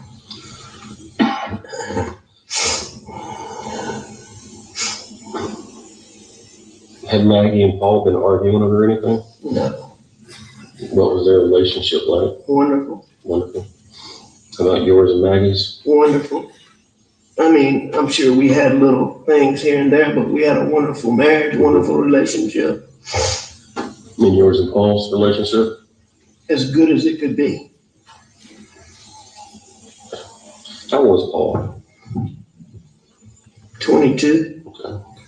So that was the moment, right there, that line of questioning, just asking some very general questions about your relationship. You mentioned that before, didn't you, Mr. Murdaugh? Is that the moment right there? Is that the look on your face when you decide to lie about an important fact in your wife and son's murder? I don't know, as I said, Mr. Waters, I don't know the exact point that I made that You decision. specifically earlier mentioned that very exchange as somehow triggering you to lie about the last time you saw them alive.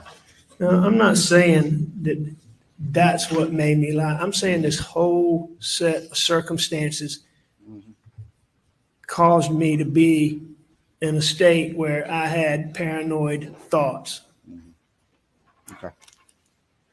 That normally, Mr. Waters, I could take a deep breath and make go away in a second or 2 seconds or 3 seconds at the most. And on this night, I wasn't able to do that.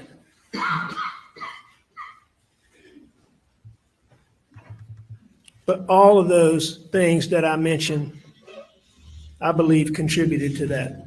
Okay. Any more you want to add now, since you keep adding them? I'd be glad to answer any question you have. Well, I mean, I'm asking you. I mean, the factors have gone from yesterday to today, and now even after lunch, we got some new ones. So anything else you want to add right now as to factors? Mr. Waters, I don't believe that I've added any new factors. I believe that's what I said yesterday. Oh, burn. Oh my God. And Waters is letting him get away with it because he's got nothing. Oh. I've explained some of those factors because of your questions. This shirt is but I don't trippy on believe I've camera. added anything. Look at it. It like changes colors.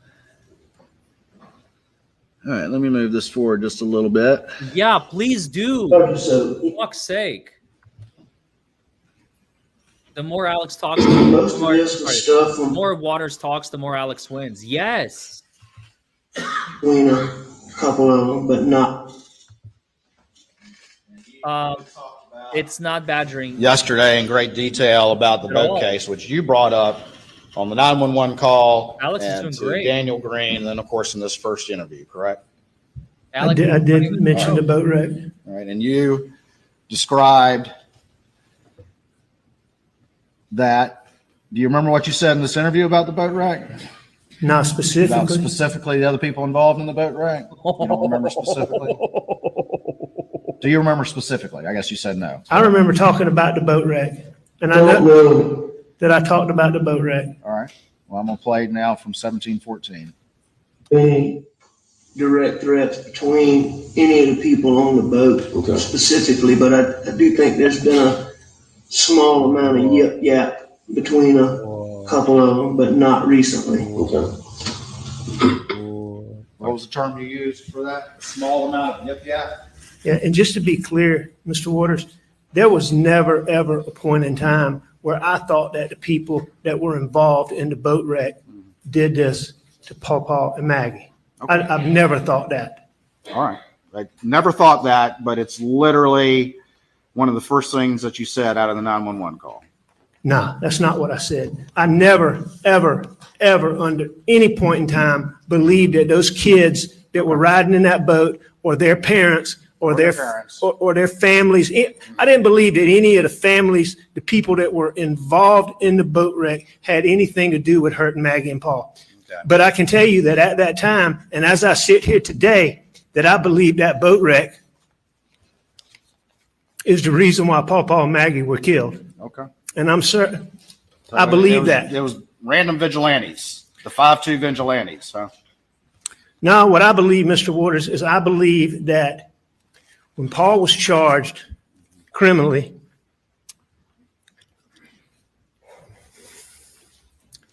there were so many leaks,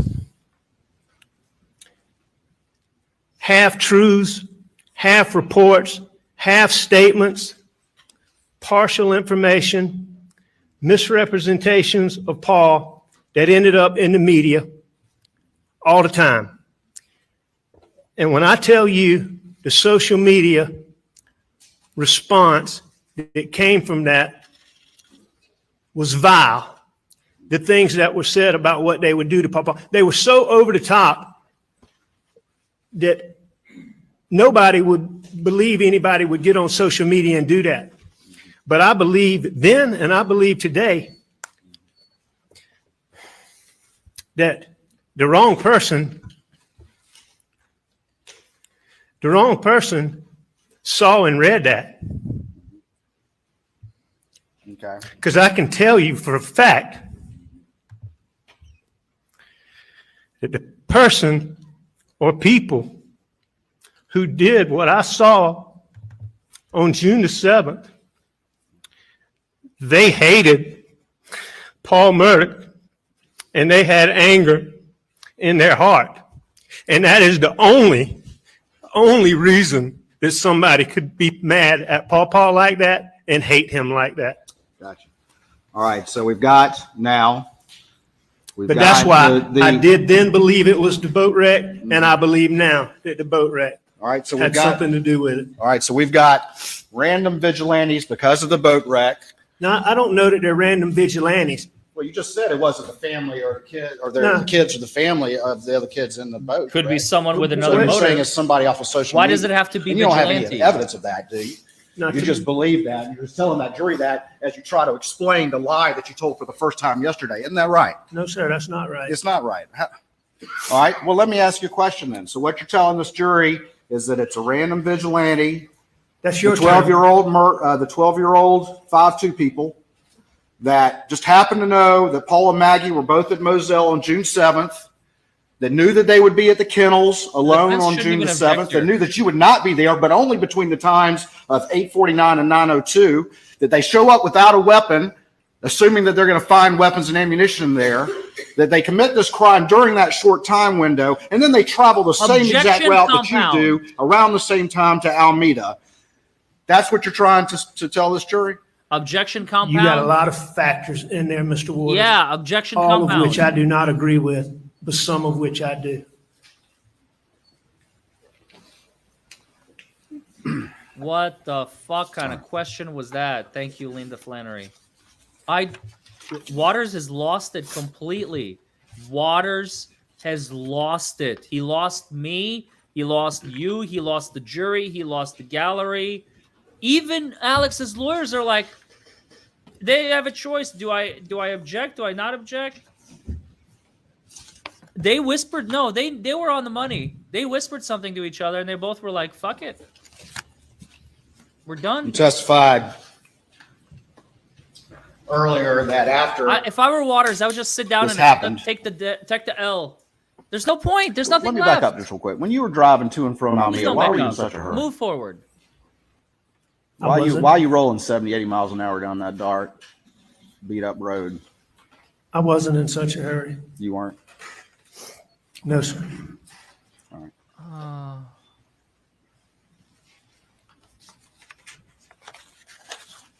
He's out.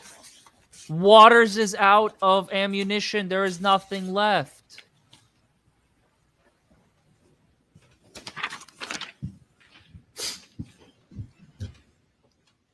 He just can't sit down.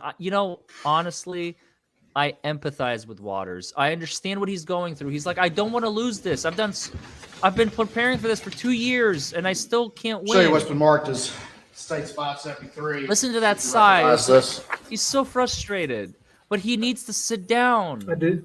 Just tell the jury what that call is. it a day. Call it a Nice loss. car. Right. What's it in front of?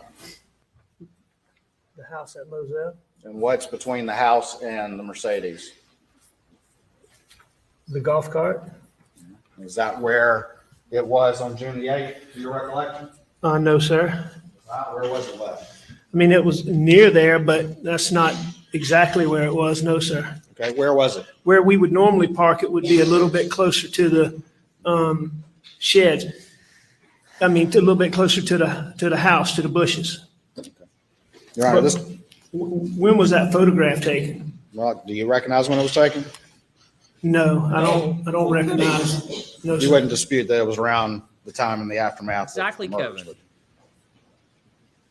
Aftermath being when? I'm asking you. A day, a week, an hour? I wasn't there, Mr. Murdaugh. Do you There's not even recognize anything those? to I recognize the car, I recognize the house, and I recognize the golf cart. But Waters burying that himself. is not, that's not exactly how it would have been All right. that night. Can you describe to me then where it would be different? Well, it would be more in line with, All of a sudden, Waters is stuttering now. He first things first is when we drove the golf cart, or when I drove it for sure, and I believe when the others drove it, you would come in and you would go across the little brick walkway that's in front of this. So if I would have come in and gone this way, or I would have come in and gone this way, this is not a place that any of my family would have normally parked. And so what I'm assuming is this obviously is taken at daytime. And what I'm assuming is it was taken when SLED came to the earliest it was taken was when SLED came to the house the next day, which I believe the testimony is in the afternoon. And at this point in time, that golf cart, I would assume, would have been moved several times, but that's not how it was. Well, where did you leave the golf cart when you got out of it around 8:49? In the manner in which I just talked about. Okay, well, help me out again so I understand. You would have come around this way or that way, but where was it? Where would it end up? It would have been, in this picture, is facing to the right. Oh, I got you. The night that I drove it, I believe I parked it facing to the left. I understand. Would be customarily how I did it. And I believe I did it that way that night. Okay. Well, that's all right. And that is how I would have gotten into it. All right. That's a very specific memory. Thank you. All right. At this Well, that's time, the just how it state would normally offer states 573 and evidence. Admit it without objection. Oh, no, very briefly.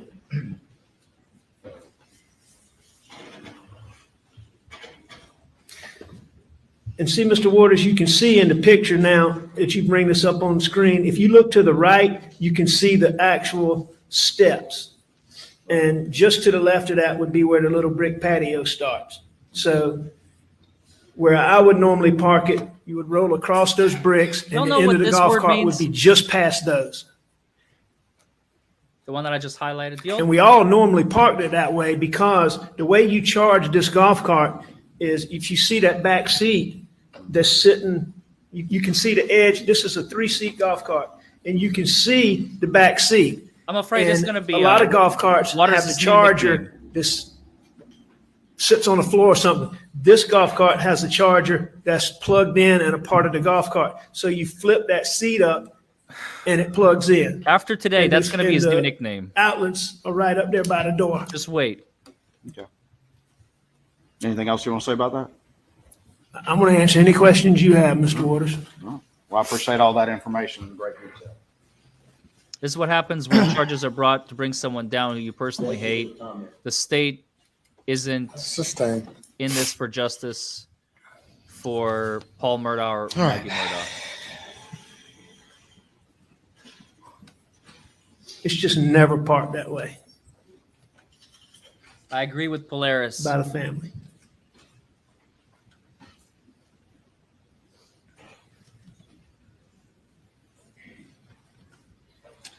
Now the computer back, please. What's up?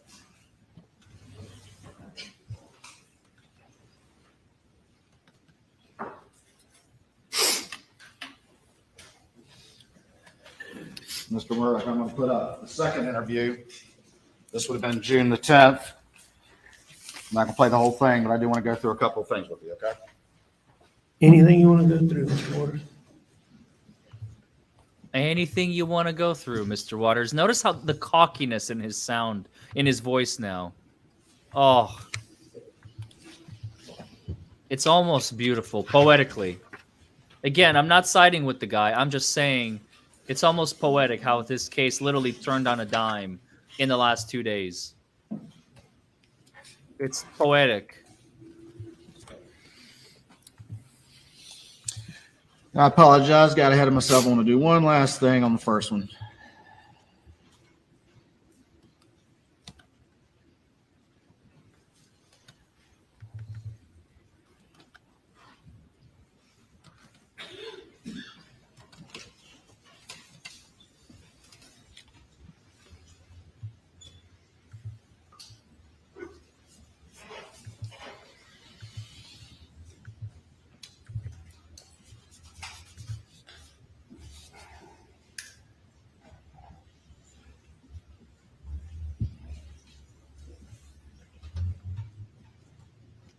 For the record, I'm going to start. I forget the guy's name. I'm going to start it at 23:55. This is the first interview. Annie's been having trouble with her she's been having trouble with her stomach and her tooth. I'm not positive. It was sort of a routine visit, and I can't remember. She told me the name of him, and I want to say Gordine Okay. is who I think she saw.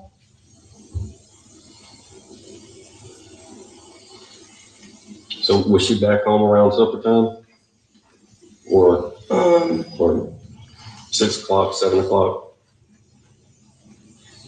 I don't think she got back quite that early. I think she got back a little bit later than that. Okay.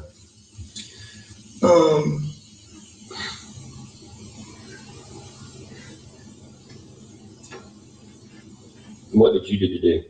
Were you in the office or? No, I was home. I came home. Paula and I messed around. That's right, I was up Tracy. at the house. I laid down, took a nap on the couch, probably, I don't know, 25, 30 minutes. I got up, I called Maggie, didn't get an answer, and I left to go to my mom's. She had said she might ride with me, but she normally doesn't when I go over there. And I think I texted her. There, when you repeated the lie that you decided? Was that the moment that I Was that the decided moment you that decided to lie to mean old Dave Owen? I don't know. As I told you, Mr. Waters, the exact moment that I decided to lie, but at that point in time. But you did lie obviously, there, correct? I did.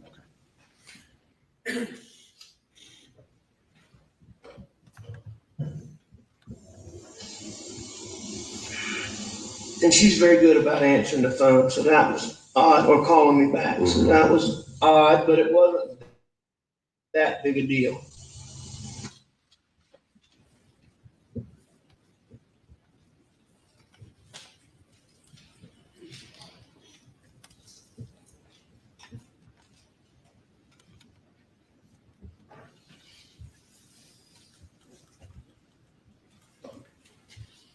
All right, I'm gonna go to the second interview. It's been previously admitted.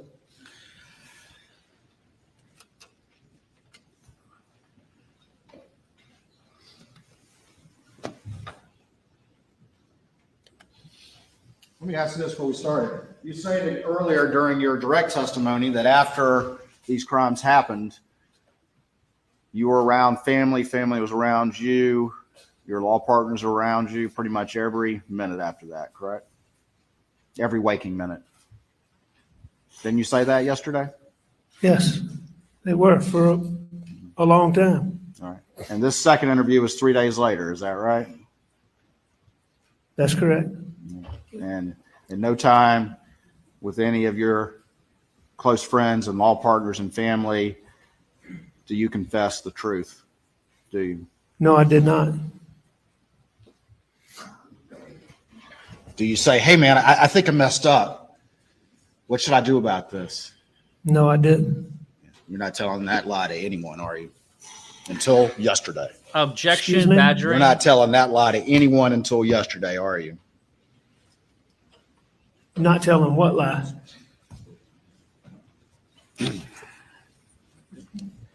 Cretin, wake up. Saying I tried to tell somebody that I was lying? Cretin, wake up.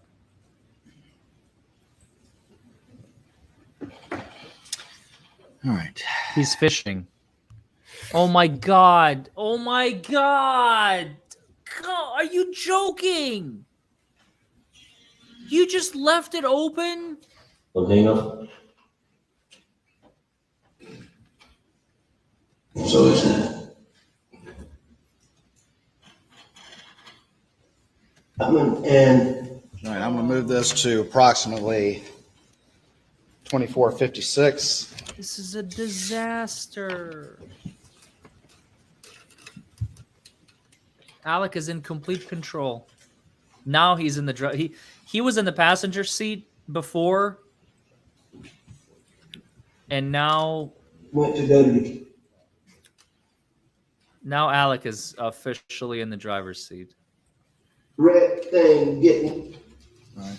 Correction, I'm at 1228. He doesn't like to go to doctors, making him go get his blood pressure checked. His feet had swollen up recently. Wow. So, that was a big, huge deal. Okay. We hung around the house for a little while. I know that Maggie went to the kennels. I don't know exactly where Paul went, but he left the house too. Okay. How did Maggie get down to the kennels? I don't know exactly, but on normal occasions, she would drive a buggy, drive a four-wheeler, or very common for her to walk. Okay. How about Paul? Paul wasn't much of a walker, but he would use all of the others. Okay. He's nervous because he's losing. Waters. Could be anyway, I don't know exactly. I wish I could help you with that. So they left and went down to the kennels. Well, Maggie went to go to the kennels. Okay. Paul left. And I'm assuming, Paul left because of, Gotcha. what happened. I'm assuming Paul went to the kennels. Okay. And what did you do once Maggie and Paul left? I stayed in the house. Okay. And I was watching TV, looking at my phone, and I actually fell asleep on the couch. Okay. And what time did you? I don't know exactly what time I woke up, but when y'all get my phone, I think one of the first things I did when I got up was call Maggie because I was going to my mom's. And I know I texted her because I checked my phone. And what time did we say the text was, Jim? It's like 9:06. I didn't see it. Yeah, I got it written down for the other I showed you the other night, didn't I? Yes, sir. I got it. So, I texted her. So I called her just before that. And she didn't answer at that point. And I left to go to my mom's. Okay. Y'all will just have to look. I'm not sure if I called Paul. Well, and that's why we're getting the phone so we can nail down the times and everything. Pretty much all of that was lies, wasn't it? The part about me not being at the kennel was a lie. Well, also not knowing that Paul went down there, not being sure, that was a lie too, wasn't it? You're putting some detail on this thing, aren't you? Not knowing when Paul left. Everything about me not going to the kennel was a lie. And you're able to just do that just so easily and so convincingly and so naturally, don't you? That's not for me to judge. That's true.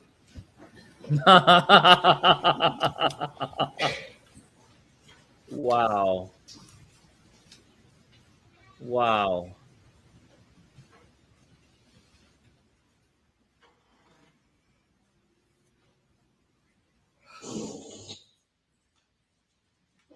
A lie does not make you a murderer. You need evidence.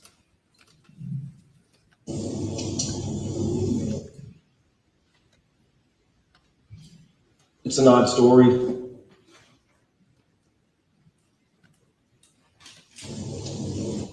I'm going to get to where I'm going.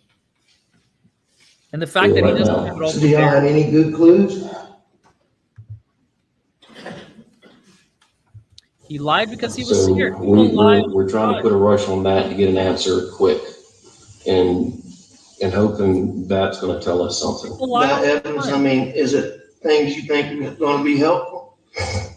Well, the shot shells out there, the casings, the DNA swabs that we took from the door handle to see if anybody touched the door handles, any other places that we think somebody may have touched while they were out there. We're trying to collect DNA from that and analyze that, which at the conclusion of this, what I'm going to also ask is that we get a buccal swab, the DNA swab from you. Your DNA is going to be there, but we need to eliminate it once it's developed. We don't need that unknown when it actually is a family member. No problem. We have talked to close to 100 people trying to track people down, and we're still tracking people down. And that's why, who Paul was with. I want to tell you one thing while I'm thinking about it. Yeah. Paul was really an incredibly intuitive little dude. Mm-hmm. And I mean, he was like a little detective. And He was like a little detective. Is that what you said? And that's what I said. And he was very intuitive, like I said. And that was what Marion described as Maggie's term for how he was and keeping tabs on your pill usage. Wasn't that correct? That was what Maggie said about him. For some reason, you decided to bring that up in this interview, didn't you? I mean, that was a trait of Paul's personality. I mean, I think anybody who knew him would tell you how intuitive he was.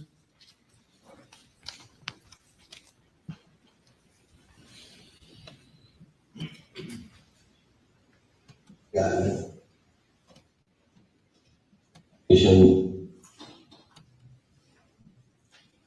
going through hours of videos that we.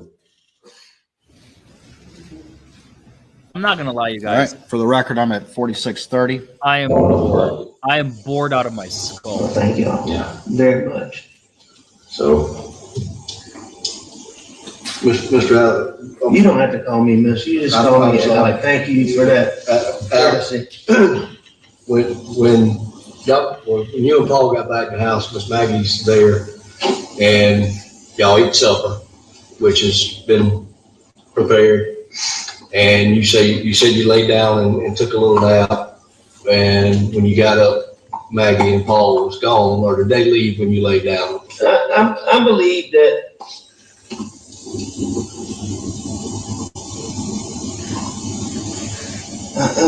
I'm not sure. But they weren't there when you woke up around the 9 o'clock mark or so when you made the call to Maggie to let her know you were going to eat. No, nobody was in that house when I left.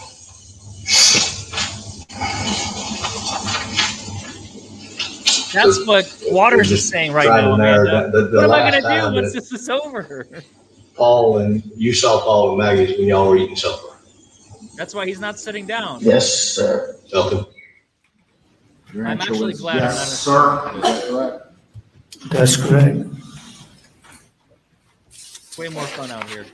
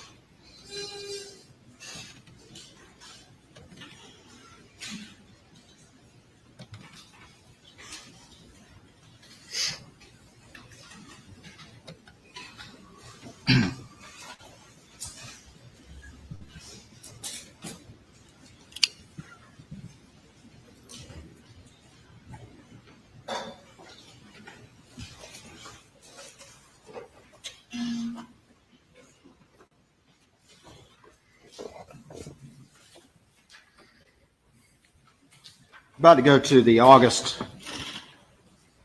2021 interview, but between that June 10th interview and the August interview, you were not working very much. Is that correct?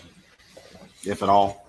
No, I definitely wasn't working very much. I think I was working a little bit, but no, not very much at all. Did you go to Johnny Parker to borrow $250,000 in order to cover the Ferris fees? I did. You did? I did. Did you tell him what that was for? No, I did not tell him what that was for.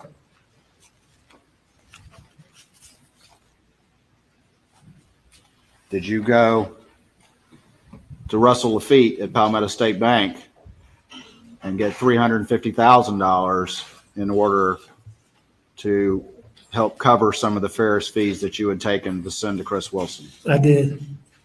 And did you get those fees before you signed any paperwork or documentation? I've heard testimony about that in this case, but I can't tell you the specifics of that. Okay. You don't recall that? Do I recall when I signed paperwork? No, sir. You don't recall that you got the money a month before you had to sign any paperwork? No, sir, I don't recall that. Call your phone being in the console. Which I'm not disputing that, but I don't recall it. Did you go to your best friend, Chris Wilson, and convince him to cover $192,000, the remaining $190,000, Yes. in order Denise. for him to send that email to your law firm as if those fees had been there all along? I spoke to Chris Wilson and did not have the full amount of the fees. And I got Chris Wilson to put the remaining fees in his trust account. And when you did that, you didn't tell him the truth about your life. You just asked him to cover you, No, I correct? didn't. I did not tell him. And he agreed to do that because of his belief of who you really were, or who he thought you were. He agreed to do that for whatever reasons. I assume that was a big part of it. And once that $600,000 was transferred, Chris Wilson sent an email to you saying those fees had been there, were in his trust account, correct? That is correct. And then you forwarded that So email defeated. to Lee Cope and Jeannie Seconder, correct? I know I forwarded it to Jeannie, and I've heard that testimony about forwarding it to Lee Cope, so I believe that's correct.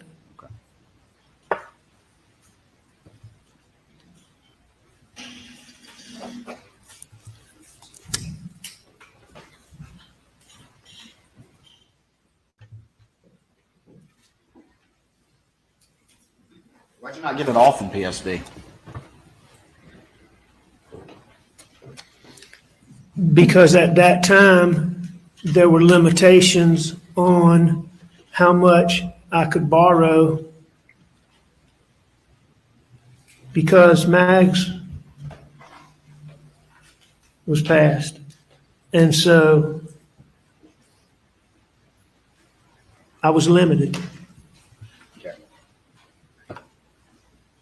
I couldn't get a loan against Moselle and had to get a loan against Palmetto State. Against Edisto.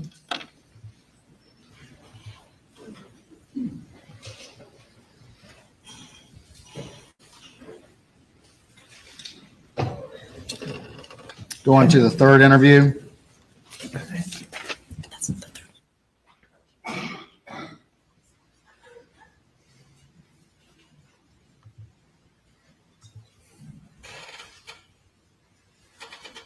All right, I'm going to go to 1745.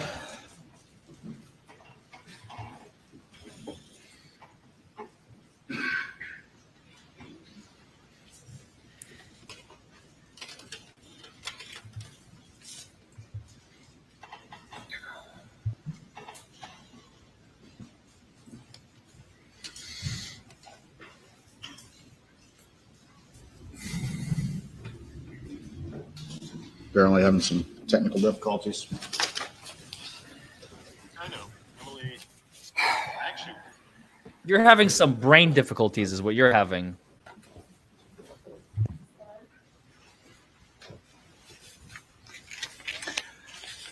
Jury's seen this, so, again, you repeated the same lies over and over again, I did. effortlessly and convincingly. I don't know about that. Well, they can see it there. I agree with that. Nobody yelled at you. Nobody yelled at me. Nobody, none of these guys were ever discourteous to me. Like Nobody what?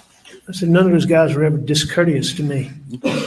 You made a comment earlier that David Owens was mean or something about being mean, and he was never mean to me. All right. But you decided to lie in part because you distrusted David Owen. I distrusted SLED in general, and I particularly distrusted who I thought was David Owen at the time, Okay. who turned out not to be David Owen. So wait a minute, I want to be clear. You're saying now you thought that this was some David Owen that had something to do with Greg Alexander 10 years ago. No, sir. And I'm not saying that now. I said that all along. Uh-huh. The person that I saw and watched in Greg Alexander's trial that was clear to me was just, it was terrible what they did to Greg Alexander.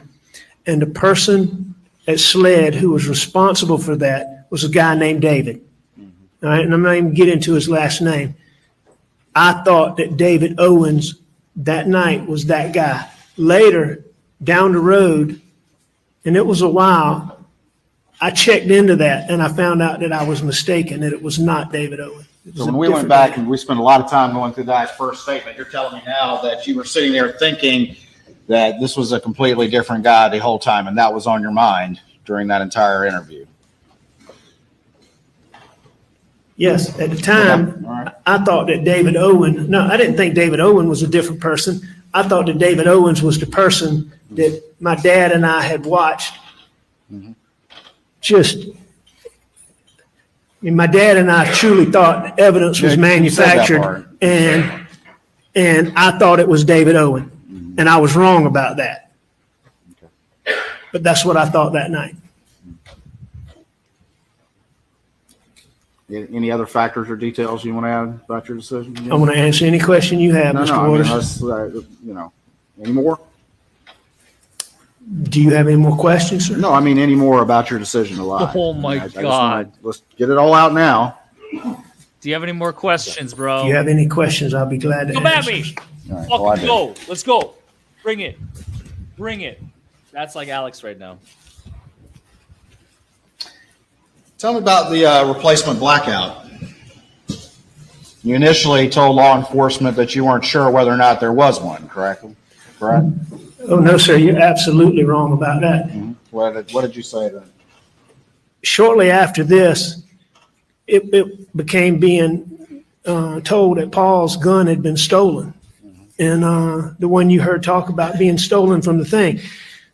And I'm not sure how I learned this, but I learned that somebody, I believe SLED had gone to John Bedingfield, who made those guns, and could only find paperwork for 2 blackouts, one of which they were saying was stolen in 17.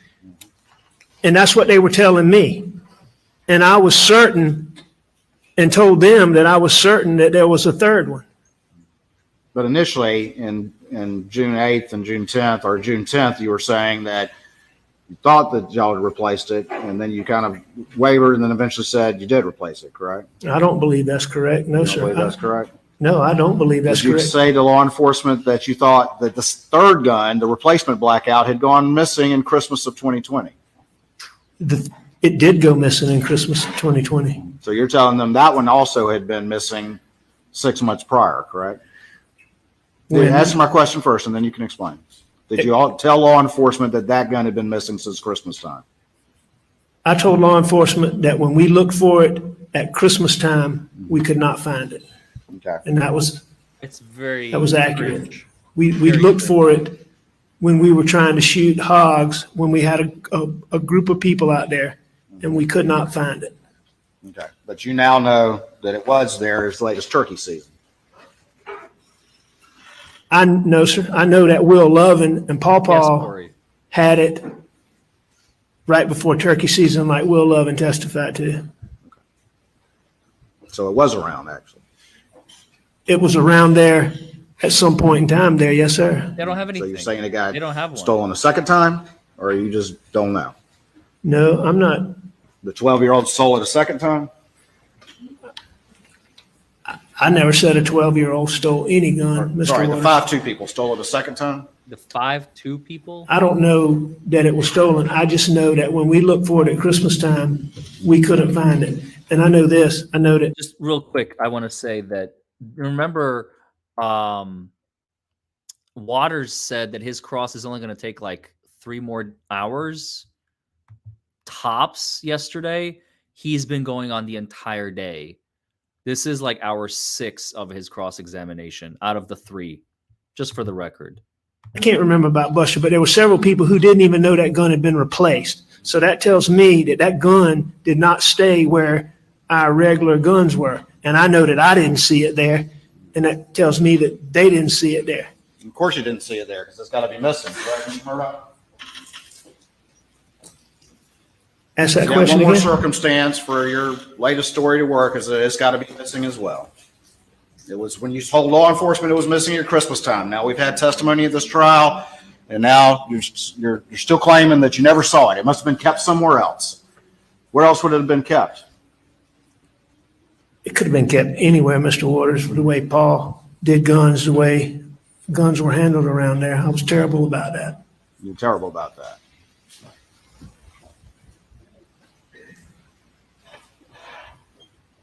I should have been stricter. But you know that that third gun was fired right outside the gunroom door in turkey season of 2021, correct? I know that now, based on what Will Lovin said. And you know it was also fired across the street at y'all's shooting house around that same time, don't you? No, sir, I don't know that, but I know that I would assume that it was fired at the shooting range, but I don't have any reason to believe it was done in close proximity to that time.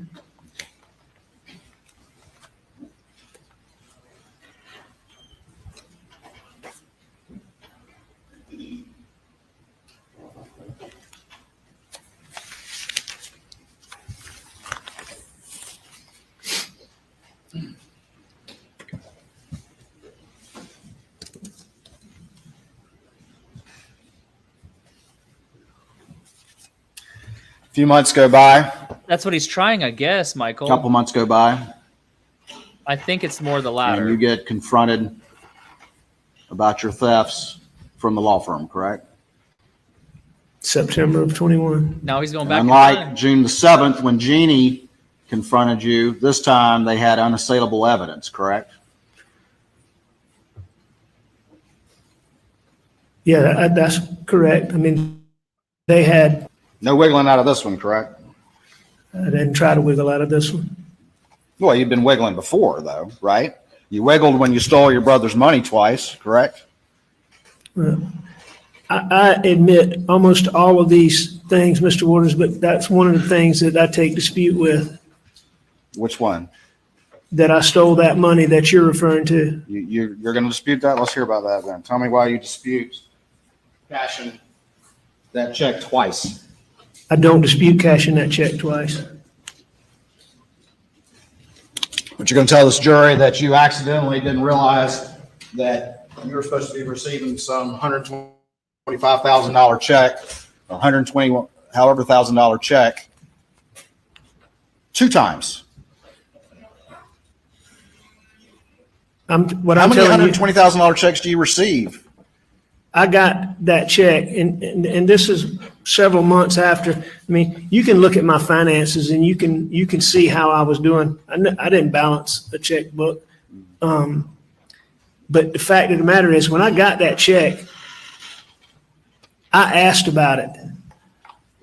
And I was told mistakenly that it was for me, that I had participated in that year-end thing, which I did sometimes, not often, but sometimes. Apparently, a new check got cashed. I cashed that check. Then a year later, I'm trying Katrina, maybe. Yeah, where did you keep that one for a year? I don't know where it was. It was obviously in my desk, but Mr. Waters. So you found it in your desk? No, I didn't find it. Well, you said it was obviously in your desk, so you remember Waters that? keeps You remember putting finding words it in his your mouth. desk? No, I remember when we. Did you go to finance and say, I just found this year-old check? Is this right? No. No, you took it to the bank, didn't you? No, sir. I didn't. Yeah, objection putting. Not allowing Mr. Testifying. Murdaugh to answer the question. So when this came And up, testifying. when this came up, that check got cashed. There's no way that I can have a check in our law firm with the way accounting is, and that I can cash a check twice and think that's impossible. So to cash a check that's already been checked, there's no question it's going to throw that off. What happened is we used to get a rent check, we get little checks, I'd have checks, and they pile up, the small checks. That check got mixed in and it got sent to the bank and it got deposited. Keep going. And that was a year after. Okay. But I do dispute that I stole that money.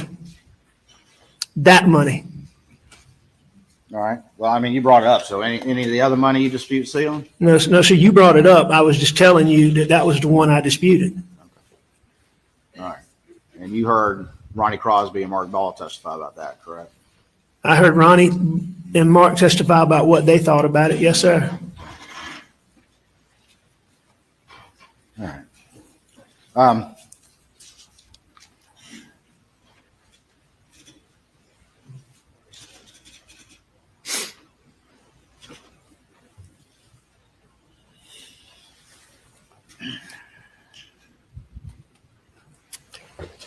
You testified yesterday about the side of the road, Yeah, yes, sir. and then you heard the testimony during the state's direct case about what you said on the 911 call. You heard that, didn't you? I did hear that. You heard the 911 call where you said you'd been attacked by an unknown assailant and described him, I did. and you saw the video from the ambulance where you said you'd been attacked by an unknown assailant and described him, I did. and you heard the testimony from Ryan Kelly where you again went in detail and described this attack from an unknown assailant. I did. And you heard the testimony about your interview on September 6th with law enforcement, in which you went into great detail and again described this unknown assailant. Waters is going down with the ship. I did. And you heard the testimony, always and in goes fact, down with the the ship. image was put in about how you sat down with a sled sketch artist and spent a period of time with her going forward and creating an image of the supposed assailant. I did sit down with her. I was in the hospital and they came in, sat down with me, asked me a bunch of questions. I answered their questions, and Yes, you did. You it sat came there, to it came up with a composite. Yes, sir. sat there and answered their questions just as effortlessly and convincingly as you've been trying to do for the past 2 days. Isn't that correct? No, sir, that's not true. In that hospital,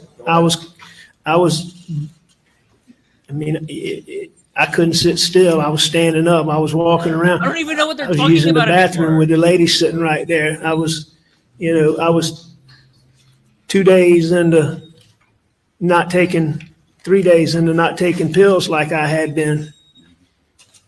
So no, it wasn't effortlessly.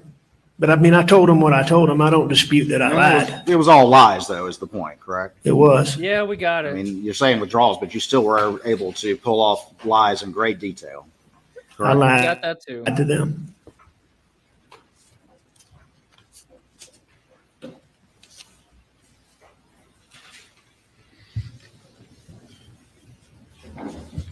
And the lie that you told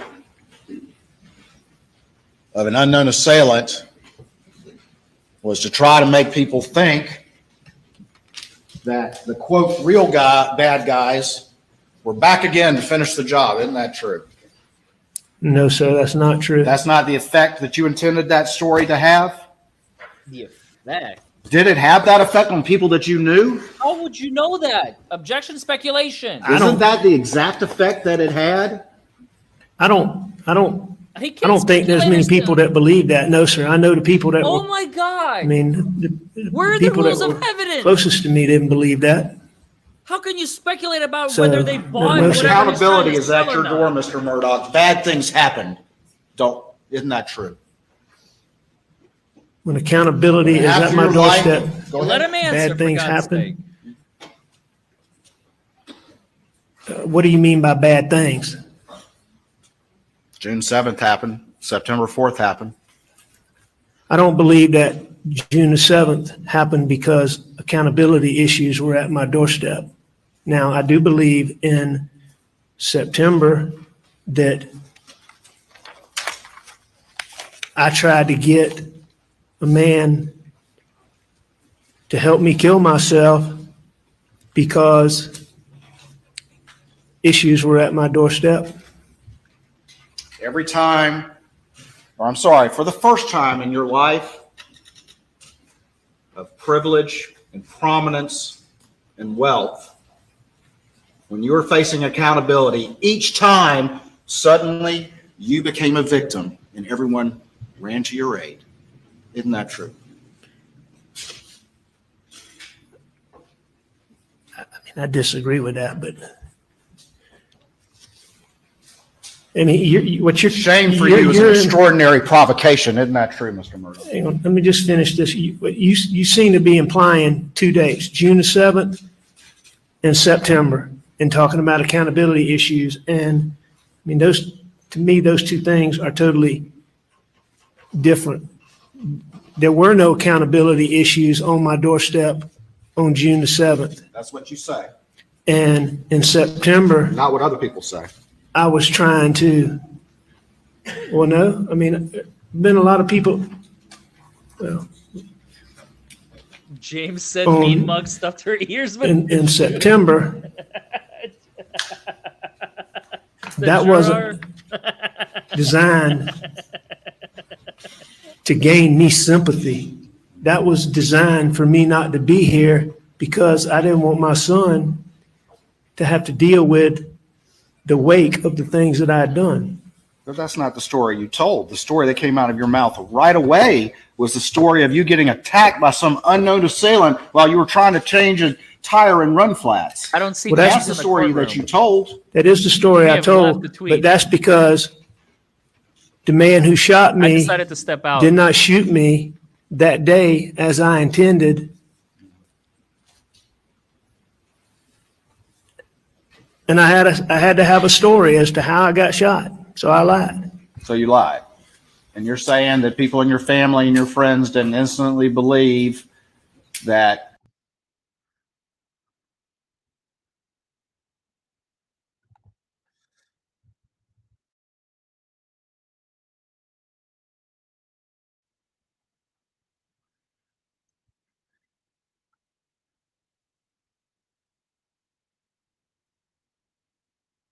Oh my God. Oh my God.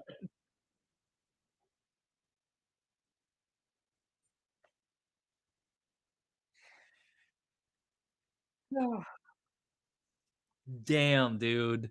If that doesn't tell you everything.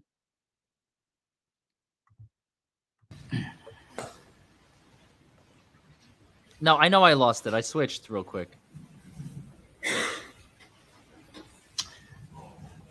shame for you, I asked this before, but shame for you is an extraordinary provocation, isn't it, Mr. Murdaugh? You're welcome, Mary. Shame for me is an extraordinary provocation. I don't like to be shamed. The prospect of humiliating the legacy is an extraordinary provocation to you, isn't it, Mr. Murdaugh? What do you mean by an extraordinary provocation? It affects you deeply. It's your biggest concern, is it not? No, that's not my biggest concern.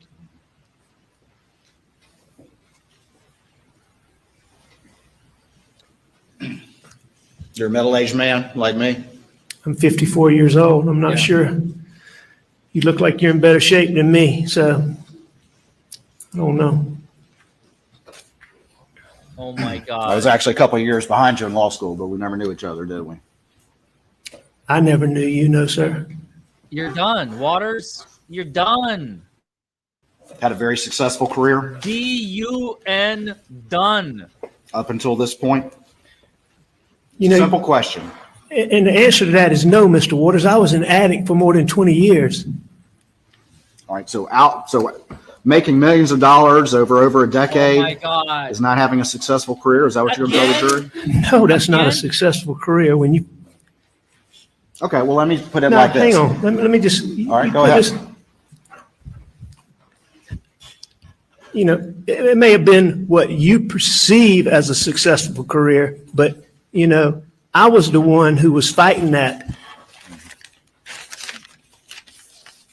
you don't have a very high self-esteem when you're an addict. So I don't deem myself a success. Would you agree that at least outwardly you're perceived as successful?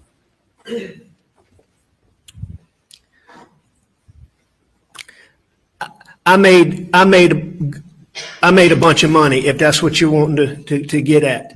No, I'm actually asking about the perception. You were perceived as a prominent, I tried powerful to be. lawyer. How I was perceived, You were president I of don't the know. trial lawyers. I sure tried to be.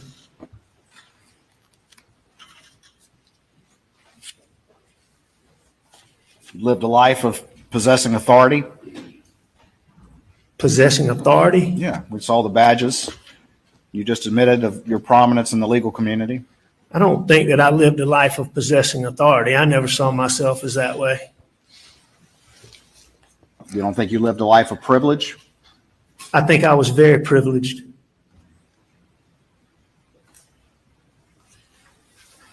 But as we move to June of 2021, you were suffering from a drug addiction.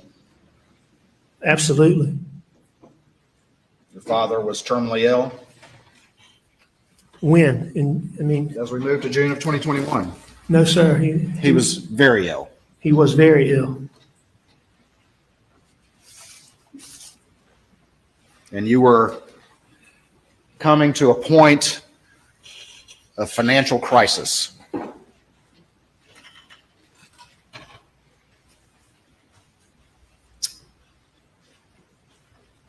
I was having financial issues like I'd had many times in the past. Mr. Murdaugh, are you a family annihilator? What? A family annihilator? You mean like, did I shoot my wife and my son? Yes. No. Would never hurt Maggie Murdaugh. I would never hurt Paul Murdaugh under any circumstances.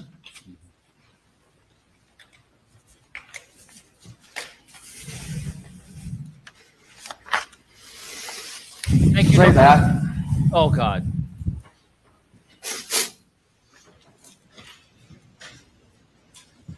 Excuse me? You say that, but you lied to Maggie, didn't you? Oh, my God. Thank I you. did No lie further to Maggie. questions. You lied to Paul. Sometimes. You lied to your father.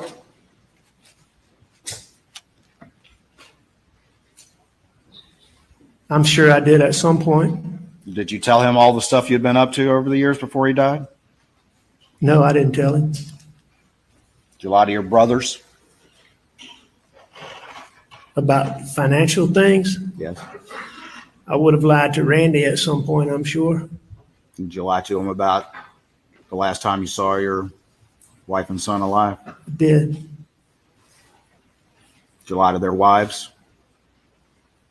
I'm sure I did. Did you lie to Marion Proctor? Yes. Did you lie to Bart Proctor? Yes. Did you lie to the Brandstetters? Yes. Did you lie to your best friend, Chris Wilson? Probably. Did you I lie cut it before I could. to your other friend, Barrett Bullware, when you took his money? No, sir. No. I didn't lie like I told you. I didn't lie directly to him. I lied to him by omission, like we talked about him. I didn't talk to him. I didn't see him. Somebody get me at out that of time. here. Did you lie to your law partners? I did. Did you lie to him about the kennels? No. Some of them. Did you lie to Mark Ball? Yeah, I believe, based on what Mark said, I believe I did. Did you lie to Ronnie Crosby? According to what he said, I believe I did. Did you lie to Johnny Parker? I don't believe I ever discussed that with Johnny. Did Yeah, you lie mic to him drop. about the finances when you borrowed that money in July of 2021? I don't know if I lied to him about. I don't think Johnny asked me. I don't think I had to lie to Johnny about that. So I don't know. Did you lie? Well, you certainly didn't disclose to him the truth when you borrowed that $250,000, did you? I did not tell him what I was going to use it for. I mean, didn't we say before that not telling the whole truth is the same as telling a lie? Sure it is. You don't think that's a lie, though? I'm just saying, Mr. Waters, I'm not taking issue with that, but I don't even know that Johnny and I mean, Johnny had loaned me money numerous times. It wasn't any long sit-down discussion where Johnny wanted to know exactly what I was doing with it. That conversation would have been, I needed it. Johnny was always willing to help me, and that would have been the conversation. So on that specific event, did I lie to him? I don't know. Yeah, he ended up being out $477,000, didn't he? He ended up being out a lot of money. Just because I took pills doesn't. Thank you for your qualifications as to that. Though we know he was involved. Did you lie to Lee Cope? We think he's involved. We have a very strong I don't know. hunch that he's involved. I don't know if Lee Cope was around when I said that or not. Did you lie to Danny Henderson? I did lie to Danny. Did you lie to Jeannie Seconder? About finances, yes, I did. You didn't ever talk to her about the kennels? No, I wouldn't think so. I'm waiting for him to Did say. you lie to Annette Griswold? Did you lie to your dogs in the I kennels? did. Did you lie to Christy Gerald? Did you lie to the chickens? Your other secretary or paralegal? I don't believe she and I discussed. I would have at some point. Did you lie to your Mercedes? Did you lie to Michael Gunn? I'm sure I did at some point, but I mean, Michael wasn't involved in Did any you of lie this. to your So ugly shirt? I don't know that any of this ever came up with Michael. Did you Did you lie to your clients? Did you lie to Pamela Pinckney? I did. Natasha Thomas? I don't know that I dealt with Natasha, but I certainly lied about that. Did you lie to your golf cart? Again, I don't know that I talked to Hakeem, but I certainly lied about that. Arthur Badger? I did. Did you lie to the Plyler kennels? girls? I'm not sure that I talked specifically to them, but I lied about that. Did you lie to your checkbook? Dion Martin? I lied to Dion. Johnny Bush? Yes. Manuel Cristiani? Like even his lawyers are yawning. Oh my God. I didn't have any conversations with him, but I certainly lied about it. Jamie Risher? Yes. Randy There's Drawdy? nothing here. There's nothing to object to. I don't know what you guys are Yes. saying. Jordan Jinks? He's asking legitimate questions. Did you Yes. lie to these Mary people? Duncan? He's not saying the same person. He's going down the Yes. list. Adriana Hay? Yes. Angel Gary? Yes.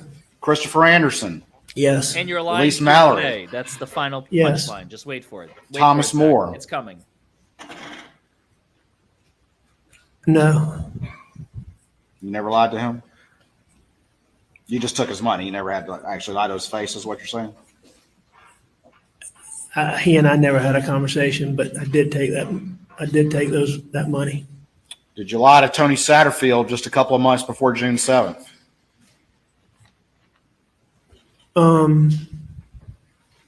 We saw the text. You want me to get it out? Just remind me. There's been a lot. Just remind me what it was. Did you lie to your OnStar? I'll show you what's been marked as 463.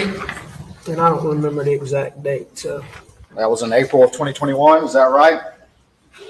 Where you text him and tell him how hard you're working on the case, when in fact you had stolen millions of dollars I'm from not him? going to do it.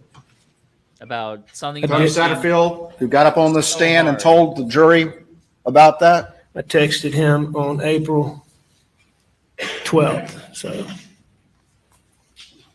5 weeks before June 7th. Told him everything was okay. You're working hard, right? It's a complex case. Yeah, I told him I was working on the case. He was the son of your longtime housekeeper, Gloria. I'm sorry? He was the son of your longtime housekeeper, Gloria, who had served your family for many years. That's correct. And you stole millions from those boys. I stole those funds. And he and his family had started asking questions as we moved to June 7th. Didn't that happen? No, I mean, there wasn't any rise in them asking questions. No, sir. I mean, he periodically checked in and asked me questions, but, you know, it had come out long before this, I believe in the island packet, that there had been a settlement of $500,000. But I mean, that had been months and months, if I'm not mistaken.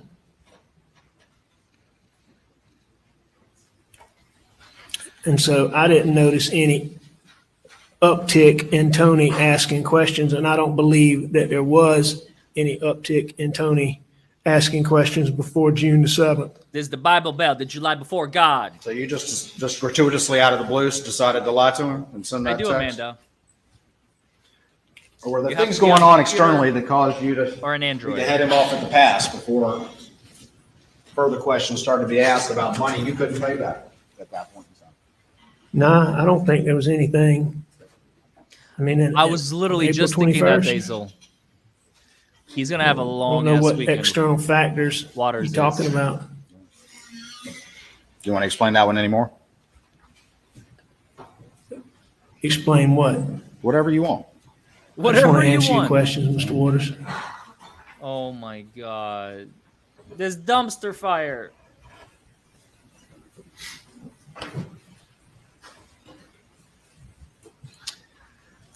Lied to everyone about the side of the road, that people that came to stop to help and the ambulance folks and the 911 and Ryan Kelly and the composite sketch artist and all of them, correct? I lied to a lot of people about that. You know why people lie, Mr. Murdaugh? Because they know they've done something wrong. For the most time, I do. And you've been able to lie quickly and easily and convincingly if you think it'll save your skin for well over a decade. Isn't that true? I have lied well over a decade. And you want this jury to believe a story manufactured to fit the evidence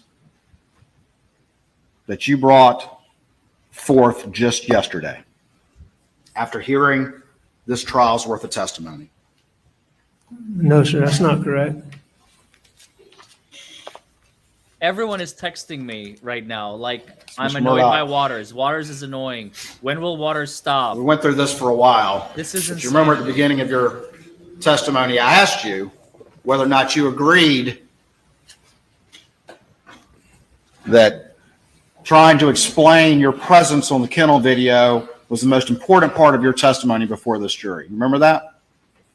And you said, oh, not the most important. I said, was it at least important? You recall that from yesterday. Yeah, I recall you asking those questions, yes, sir. And you agree it's important, don't you? I agree that is an important component. But I think there's a lot of important components. And you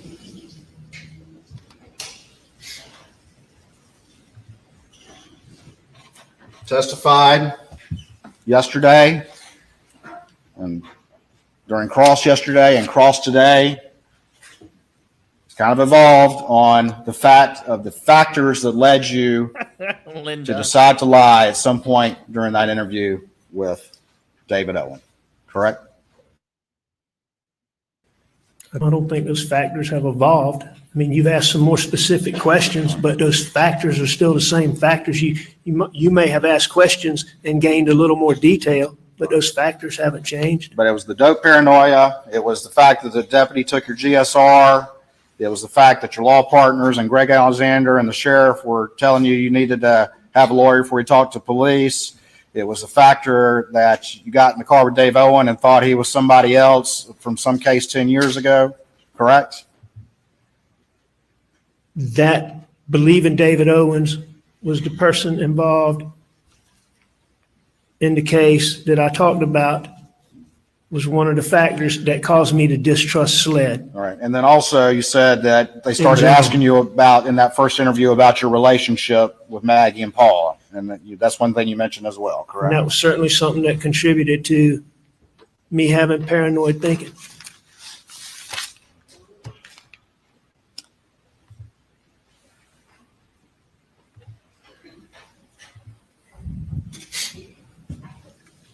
Thank you. No further questions. That's the smartest thing you can say right now. It's already too late, but it's never too late. Thank you. No further questions.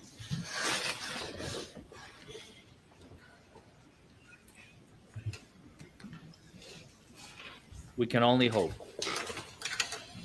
Maybe judge will call a break. They'll come back. No further questions.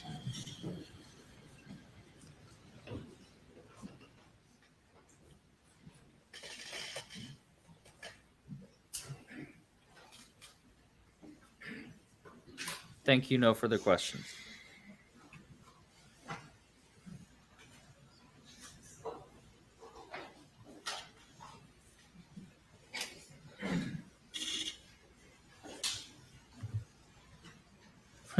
Line. Thank you. No further questions. Oh, thank you. No further questions.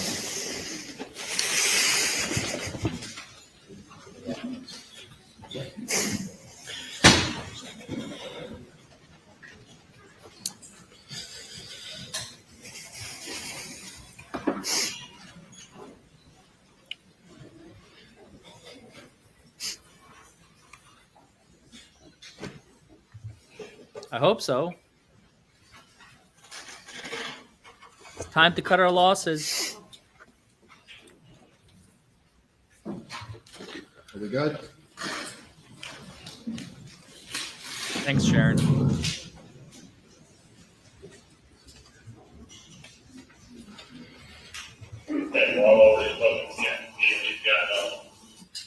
the record, I'm playing the Daniel Green body cam video, 2026.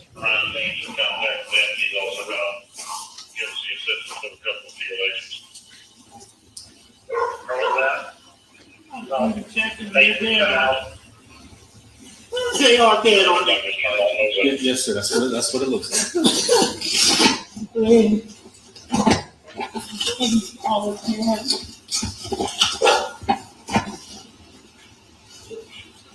Where are you, man?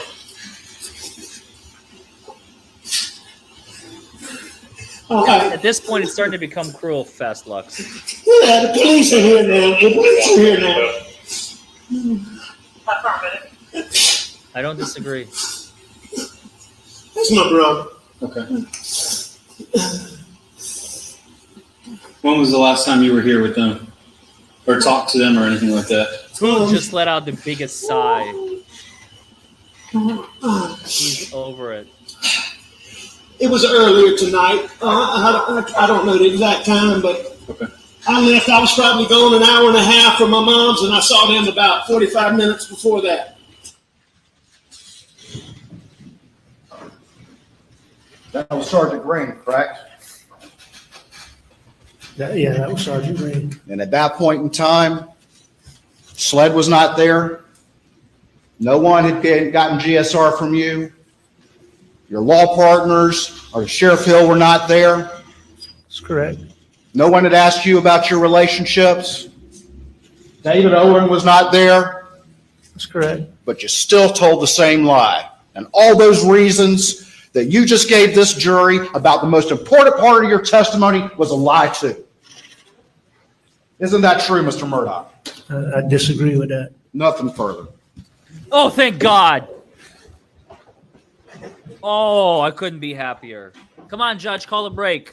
Ladies and gentlemen, we'll take a Thank you. break now. Please do not discuss the case. Oh, God. Oh, my God. Oh, the relief. Oh. I swear it's like the biggest fucking orgasm I have ever had in my life is have this break. No further questions. That's all I have. Oh, God. Water's stopping talking is better than fucking sex right now. Jesus Christ almighty. You may step down. Please do not discuss the case. We'll take 15 minutes. 15 minutes. All rise. Okay. We got 15 minutes.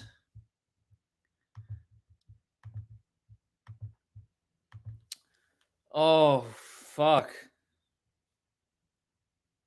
Jesus. Woo! What a disaster. It's like watching a train wreck in slow motion, captain going down with the ship. Oh my God, what are you doing? Stop talking. Sit down. Shut up. Stop asking questions. Walking in circles. Who's on cross-examination here? Who's the one asking questions? Who's the one giving answers? Who's in control? My God. Waters is going to have... I gave him a new nickname. Cretan Treading Waters.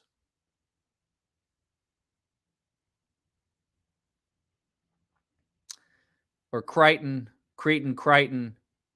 Treading Waters. Because that's literally what he has been doing for the last 5-6 hours. Elaine 2.0? No, you're being too generous. He did slightly better than Elaine. He just didn't know when to stop. Elaine at least like... Well, I don't know. Maybe I'm giving him too much credit.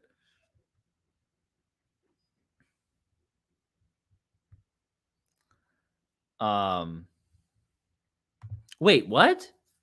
I thought people were calling me biased. Why is Emily D. Baker being biased? What did she say? Woody? Waters loves the camera. He's striking more poses than Madonna. Okay, that's good, Lewis Clark. That's good. But I'm curious, Woody, what I thought people were calling, even though I don't consider myself biased, but people have been calling me biased about this case. I'm just curious what Emily has been saying that is biased. Yeah, Elaine was babbling way too much nonsense. Really? Emily is still towards the state. I mean, she is a former prosecutor. Hey, look, I was on the fence. I'm still on the fence. But I don't think that Alec Murdaugh, there's enough evidence to convict Alec Murdaugh of murder.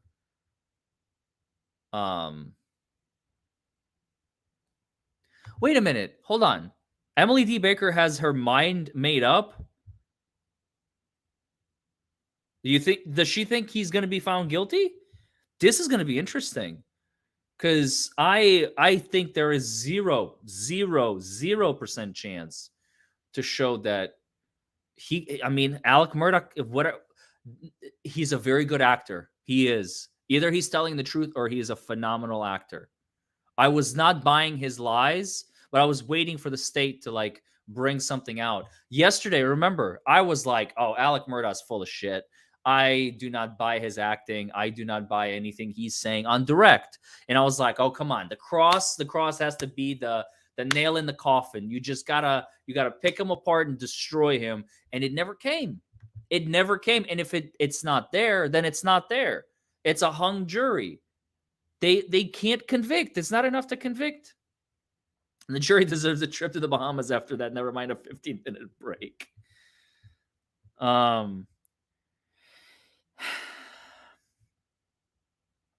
Oh, she's never said that. Okay, so people are making stuff up. Emily D. Baker is agreeing with a timeline of lies. Alec Murdaugh had every opportunity to speak truth. It's all lies. Well, yeah, we know it's all lies. No one is questioning. Obviously, it's all lies. Emily thinks guilty. Okay, so some people are saying Emily does think he's going to be found guilty. But guilty of what? Guilty of lies? Guilty of lying? Murder is a very, very serious offense. It is a very, very serious crime. It has a very high burden on the state.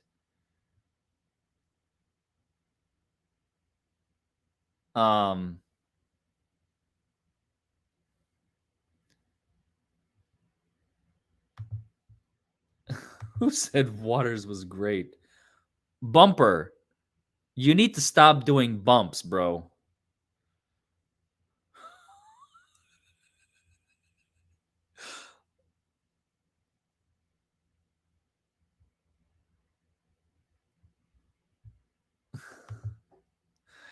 Emily never said guilty ever. Okay, all right. I'm going to stop. Chat, I think we have some trolls in the chat because now Don't stop it. Stop trying to fabricate drama bullshit.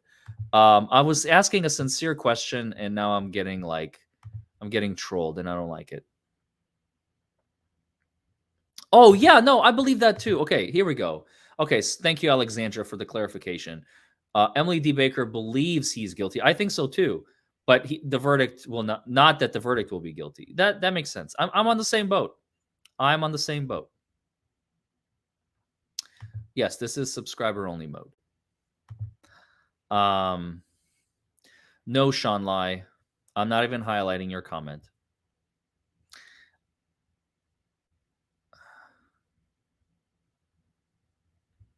Exactly. There's absolutely no proof. God, that was so bad. I don't have anything to say on it. I swear to God, you guys. Like, everything that needs to be said has already been said by Waters himself, which is an absolute nothing burger. It's look, I got nothing. I'm going to try. I'm out of options. I'm out of time. I don't want to sit down, but I have to. I don't want to, but I'm going to have to. And when I do sit down, I'm going to be very, very upset, little Nancy. But I did everything I could.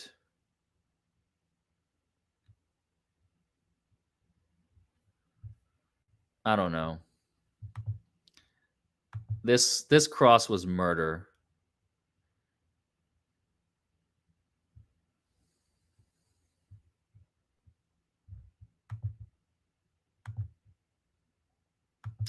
This was so bad.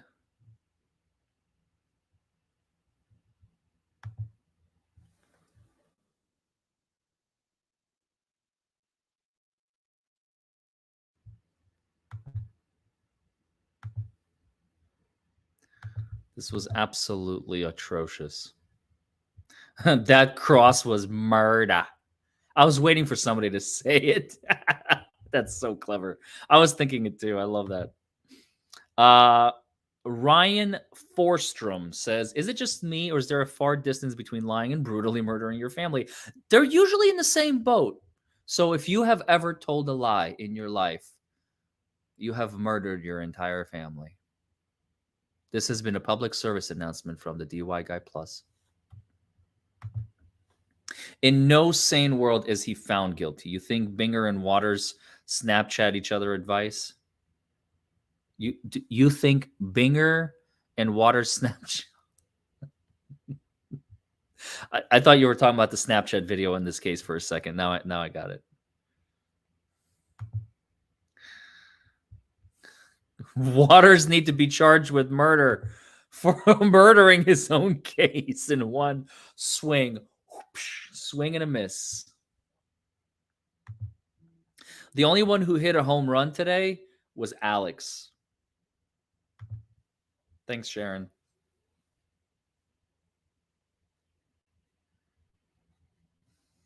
Somebody just wrote, I really hope that Waters, as Waters is asking questions, they're like, I hope the podium breaks and he face plants on the floor. Damn. That is cruel.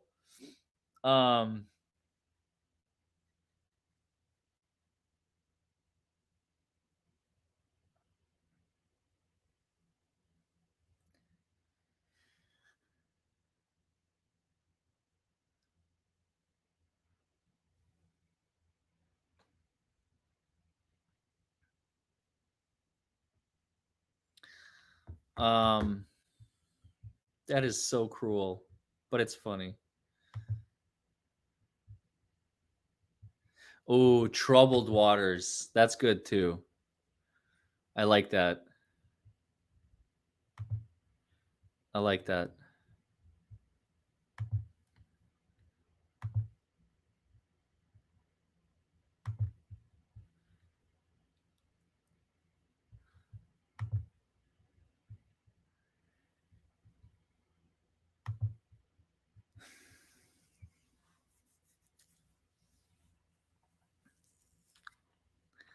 What's with the 5 to 12-year-old the whole thing? Like he asked that question like 8 times.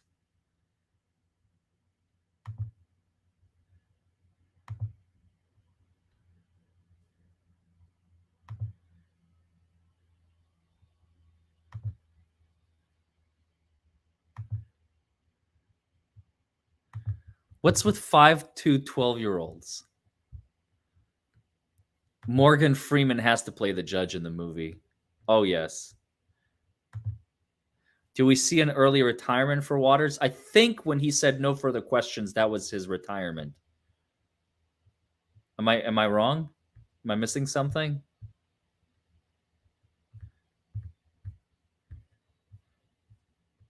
I'm sorry, I have to go back to this comment, Squid Vet Ohio. It's just too damn good.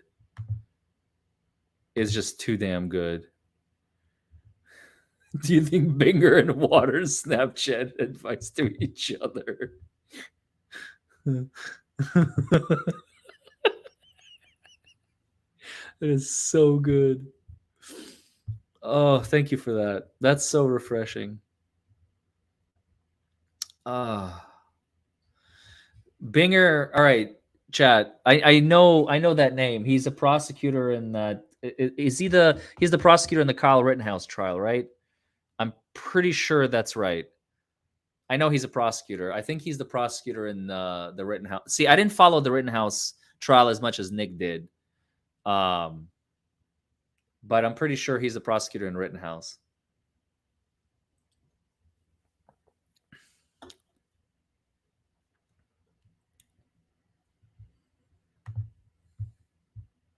Chat is saying yes. He was talking about 5'2" tall 12-year-olds mocking the defense's expert witness. Oh, okay. All right. Okay. Yeah, Binger is Rittenhouse. That's what I thought. Oh, man. Don't forget to like this video, comment below, subscribe to the channel if you haven't already. Join on as a member. And yeah, good times.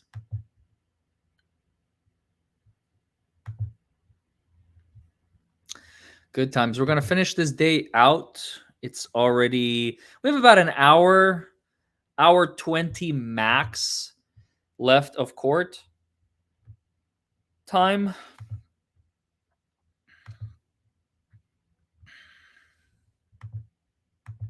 Thank goodness.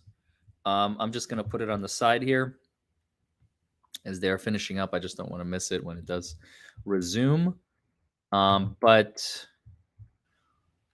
I mean, what's going to happen? What's going to happen for the rest of today? Now, I mean, redirect of Alec Murdaugh.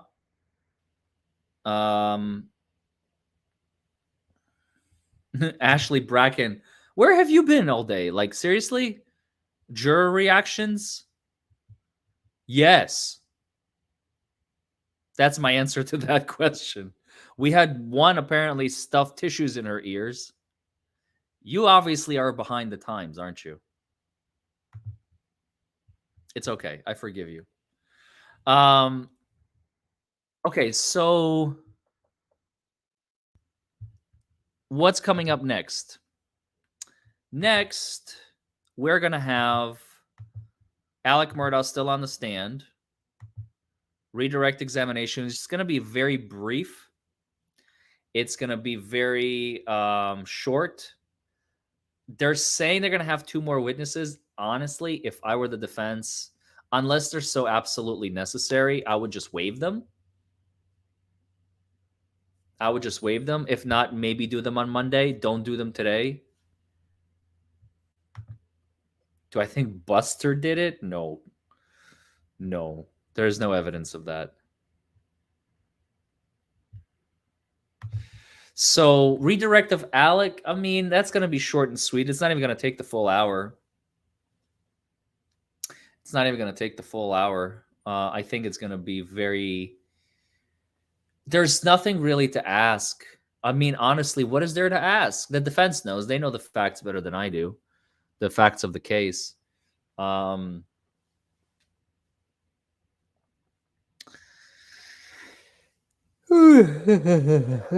Excuse me.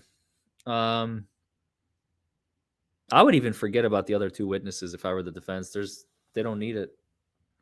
Here for the truth says, kidding, LOL. Oh, for the, do you think Buster did it? Yeah. You're so funny. Someone is shorter than me. Dark Panda is like, heyo, time to go start dating them. No, I'm just kidding.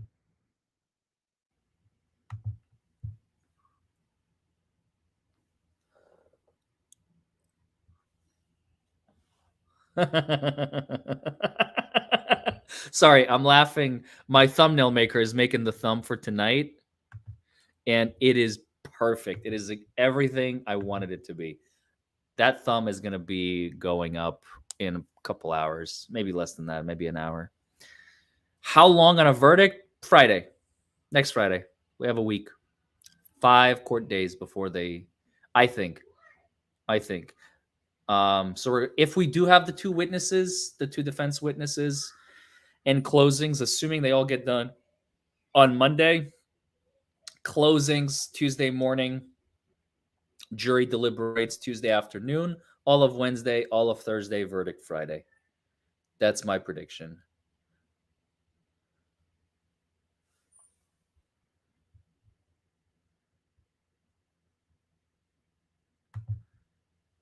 Oh, here we go. We got a beautiful troll in the chat. Hi, troll. It is nice to meet you, Carolyn, allegedly. Amber Heard's PR team owns my ass. And it's so funny how jealous he is of Waters. All right. I wish I could be Waters because I have never treaded water before. I'm usually very direct. I love that comment. Thank you, Carolyn. You've made my day. I'm going to go into the weekend a happy man. Cousin Eddie is not coming in. Just leave him alone. Just stop. Stop with the Cousin Eddie bullshit. Deliberations will be 3 hours max. I doubt it. They have too much to sift through. Oh, court's back.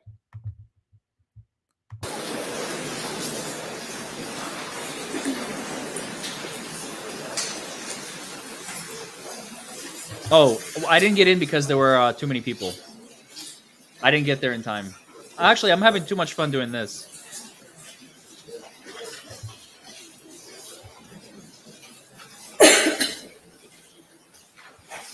See, everybody knew already. Like, I don't know. It's not news, Carolyn. Everybody already knew I'm so jealous of Waters.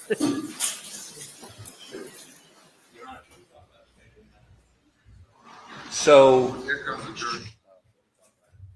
Lionel Hutz from The Simpsons is a better lawyer than Waters.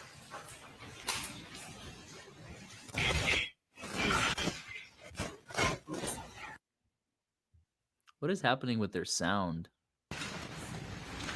Sounds to be glitching.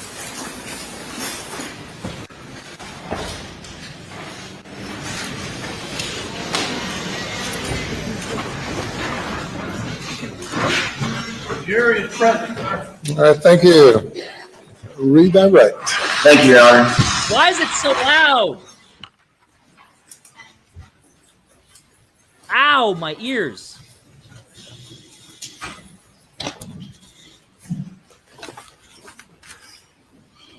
Mr. Murdaugh, we spent a long time yesterday and a fair amount of time today talking about financial misdeeds. Yes, sir. Have you been criminally charged for those financial crimes? Yes. I have been. You have pending charges I against do. you. You were asked specifically about $792,000 in Ferris fees that you diverted from the law firm. Do you recall that? Yes, sir. And I think you were asked about an accounting or where that money went, and it went out pretty quickly, roughly. Yes, sir. And you recall testimony that over $500,000 went to Curtis Eddie Smith. I do. And what would that have been for? That would have all been for pills. For opioids? Cousin Eddie. Yes, back. sir. Specifically, all I was taking at that time was oxycodone and OxyContin. And you were Eddie did it. you were an addict, were you not? I am an addict. You are an addict. And did you repeatedly lie to those you love to cover up your addiction? I did. And were you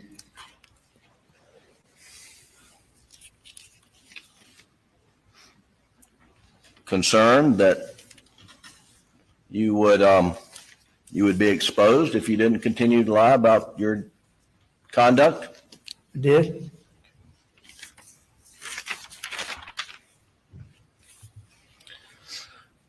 There's some specific things you were asked about, which I'd like to go over. One thing you had referred to a text message that you'd seen later on between Maggie and Blanca. Do you recall that? I do. And it's in the evidence as Defendant's Exhibit 54. And Doug, if you could pull that up, please, sir.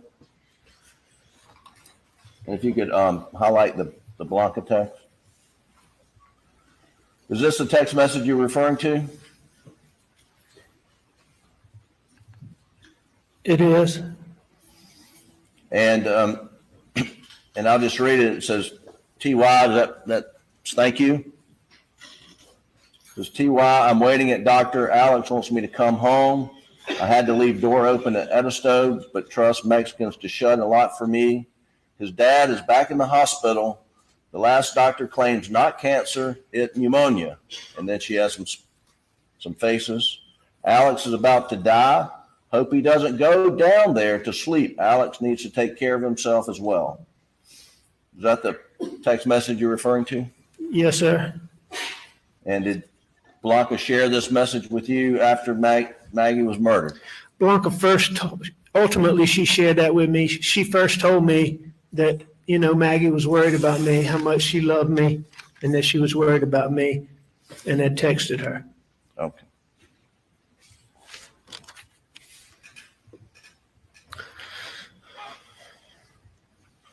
Now you were asked, you can take it down, Doug. You were asked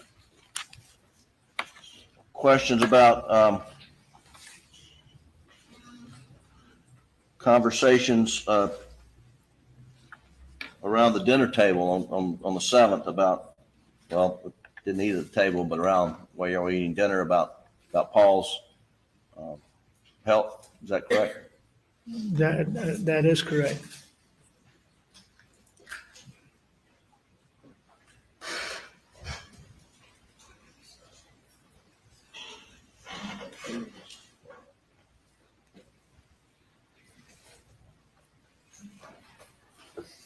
Alec, I'm going to show you two exhibits, Defendants 179 and 180, and ask if you can A friend. identify these two. Fitz Susan. My friend paid $80 for Percocet 30 milligram. My friend. Yeah, I'm just I kidding. can. And what are they?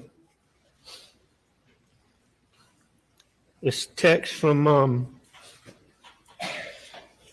let's see, it's a text from Paul to me on May the 30th.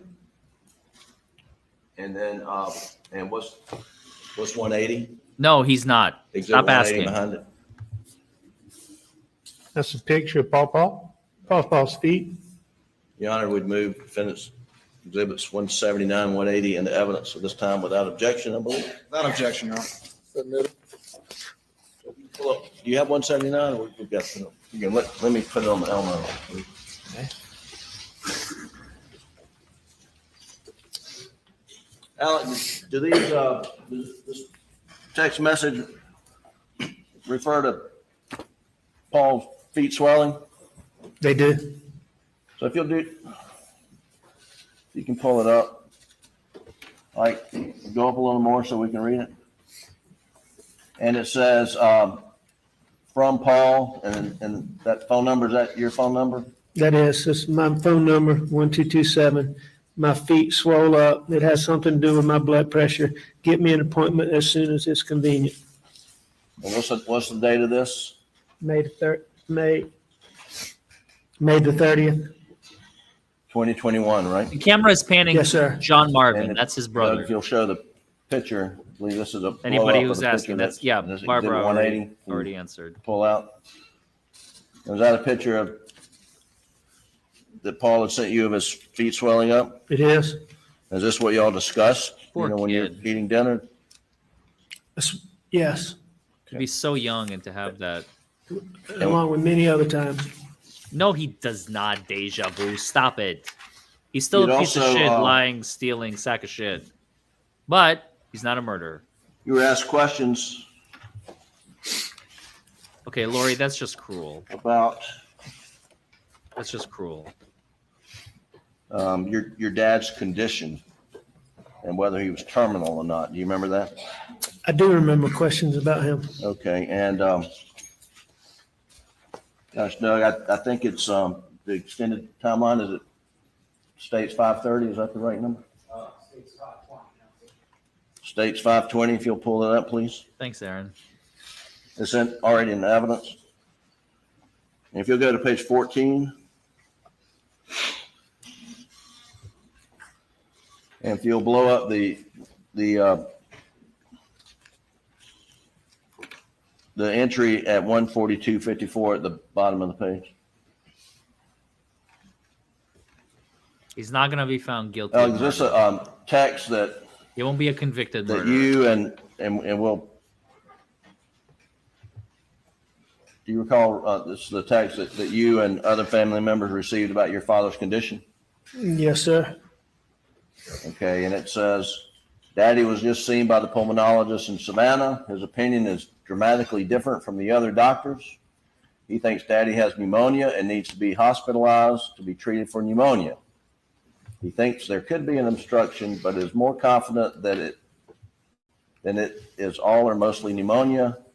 Daddy is being admitted to Candler St. Joseph Hospital now. He will have a study done to see whether or not there is an obstruction, and his treatment will be tailored accordingly. Right now, his pulmonologist does not. Go to the next page.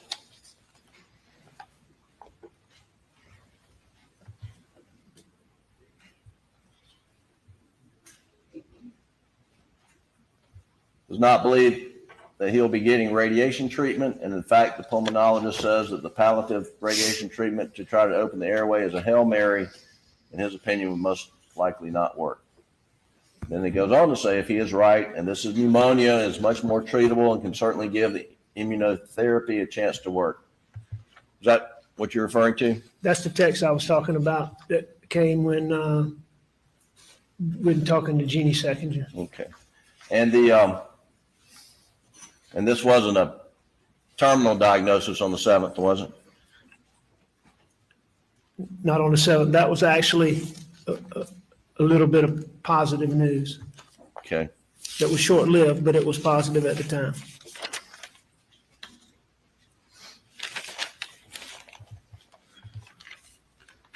You can take that down for now, Doug. Thanks, Deja Vu. Maybe we talked about stay on that exhibit. You were asking if you go to page 46, please. The same exhibit, 520. Page 46. And if you'll highlight and blow out the 90218, Alec Murdaugh's iPhone shows.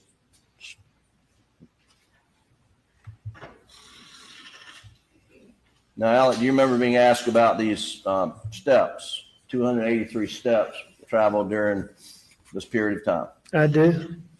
And I think you testified your belief was you're just getting ready to leave to go to your mom's house. Is that right? That's correct. I mean, that would have been the time I was right before I left to go there. And I'm sorry, Woody. I didn't mean to call you a troll. I was just like, I thought I was being you trolled. had made some phone calls. There's a difference between being found guilty and believing that they're guilty.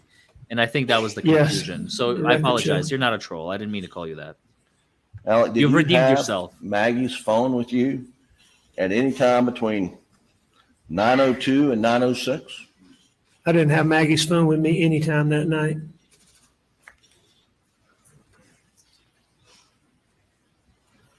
Oh, hey, Doug, Viking. if you'll go to page 45, please. No, Sharon. Terrible idea. No. I couldn't, and even if I could. If you go to the entry at 8:53:15 to 8:55:32.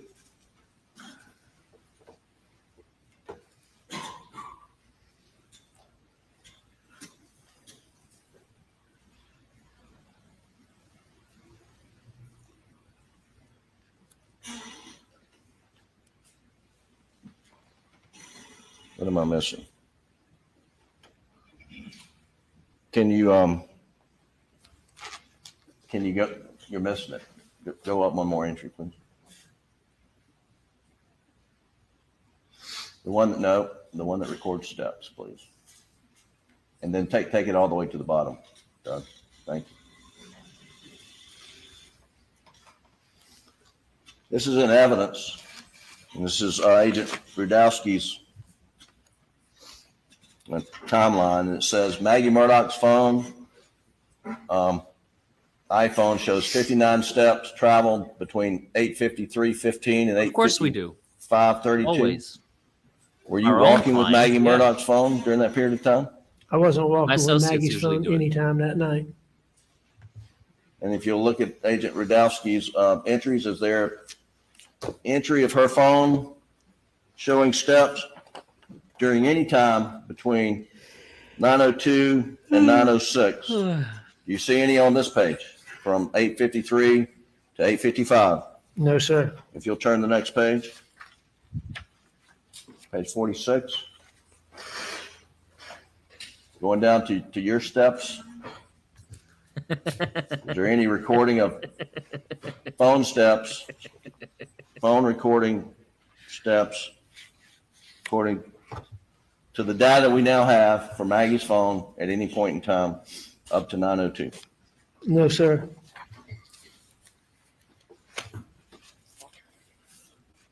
And had you repeatedly asked SLED to get the data from the OnStar, from the cell phones, to evaluate whether your phone and Maggie's phone were ever moving at the same time? Maggie You phone. made that multiple requests. I repeatedly asked David Owens about that information. And when you asked that question, were you aware that Maggie's phone had been located, down the road, half a mile or more? Is that right? Yeah, I knew where her phone had been located And why was it important to you to get that information? because I knew that whoever had done this to them had Maggie's phone. And I knew that my phone and Maggie's right? phone and my car were never together.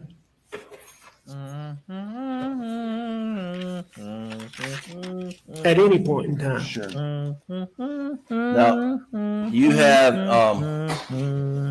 given inaccurate times in many statements to law enforcement in this case, have you not? I did. And we reviewed some of those in your direct examination. One was Paul getting to Moselle around 5 p.m. Do you remember that? I do. Were you lying to Agent Owens or anybody when you said Paul got there at 5 p.m.? No, I wasn't lying to him. I thought that at the time. And when you, Most of the times or a lot of the times when I gave times, I qualified them and say, but, you can look at this. I pointed them to my office, to the call log, to the key card like we talked about, or my phone, or my OnStar. and when you told the agents that you thought you got to the office 8:30, 9 o'clock on that morning of June 7th, well, you were wrong, right? I was wrong. Were you lying? No, I wasn't lying. Alec? And when Deputy Green drove up and you had the first encounter with him, I believe you told him that you had been gone What does that mean? to your mom's house Digliassi. an hour and a half. Is that right? Alec. We just heard it. Is that his name? The last one, Yes, sir. yeah, hour and a half. I think that is what I told him. Hour and a half. And that the last time you saw Maggie and Paul was 45 minutes before that. Yeah, that's what I said. And when you spoke to Going out? Agent Where? Green, Deputy Green, it was about, I think the record I at showed least they need a didn't arrive nap. on the scene until 10:22 or something like that. Is that right? That sounds right. I mean, I think that's what the records show. That sounds right. And that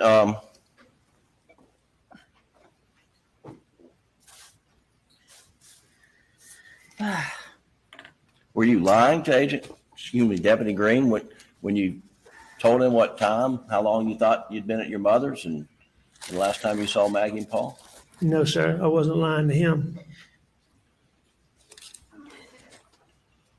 Were you trying to mislead him in any way? No, sir, not when Mr. Green got there. Now, you've admitted the first few questions that I asked you yesterday and multiple times today that you lied to Agent Owen and Deputy Rutland and Agent Owen and Agent Croft, and on a couple occasions about your whereabouts following dinner, correct? I did lie to them, as we discussed And repeatedly. And you've explained that it was just addiction, opioid-induced paranoia you just couldn't shake. Is that right? That's right. You know, like I said, there's certain things, anything that make you paranoid, but I could get over it really quickly. But that night, I didn't. And you had a bag of pills in your pocket, did you not? I did. And when you got down to the kennels, we're not going to repeat all that, but I mean, did you ever see anybody down there, anybody else? No, there was nobody. There wasn't anybody down there when I was there. And did you believe that the information, whether you were there or not there, would advance their investigation in any way? No, I didn't. I didn't think that. And why didn't you think that? Because they were fine and doing good when I left there. Did on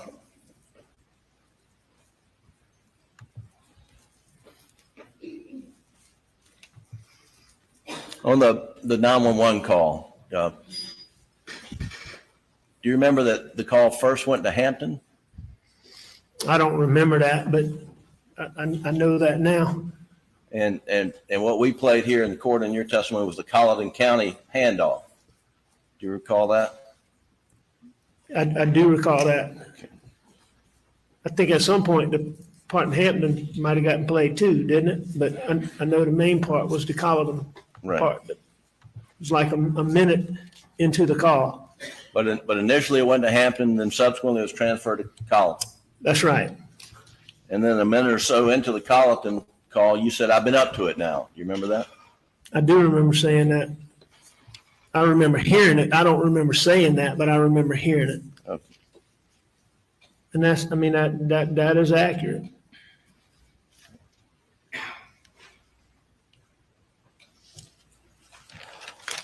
I'm not gonna lie, you guys. I'm so tired.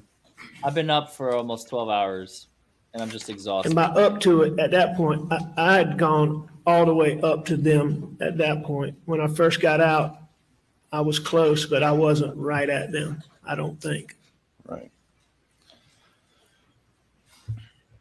You were asked about the roadside shooting, and your intent was to end your life that day, was it not? It was, no question. I would And- sit down if I were poop. Like, there's nothing else left. And you were What shot else but is not there? killed. And then you made up a lie to law enforcement about what happened, right? That's correct. Were you trying to protect Curtis Eddie Smith by doing that? Was I trying to protect Curtis Eddie Smith? Yes. I mean, I don't know exactly. It all had to come together so quick. I don't know that I was trying to protect Curtis Eddie Smith. I may have been, but it was just, you know, I wasn't supposed to be there. And then I was. When you say I wasn't supposed to be there, what do you mean by that? I intended for him to, I mean, I intended to be gone. I intended for him to shoot me, and I intended to be gone. And the one thing, the main my main concern at that point was that I did not want Buster. I did not want Buster knowing that I had tried to do that. Okay. That was my motivation in telling that story. I see. Did you eventually voluntarily Buster, stop picking your nose. The camera's on you. convey to Agent Kelly and others that that was a fabrication? I did. After, I don't know, a few days in detox, when I finally got over those initial, where I could function, I think I told Oh, I never. You I'm having first? a good time. Even though I didn't get then in I think I told Buster, then I think I told Randy and John, and y'all arranged either the next day or 2 days later to come, and we called Ryan Kelly. I got footage from the line. I met some cool people. Can't complain. Well, you've lied to your family over many years, have you not? I lied to my family about my addiction. And you hid from them you were stealing client money, did you not? Oh, I never, they didn't know anything about that. And you've lied to your law partners about financial dealings and perhaps your addiction? Yes, And you've lied to law enforcement about not going down to the kennels after dinner, but eating dinner and taking a nap. Did you not? I did. It's warm in South Carolina. It's like 70s.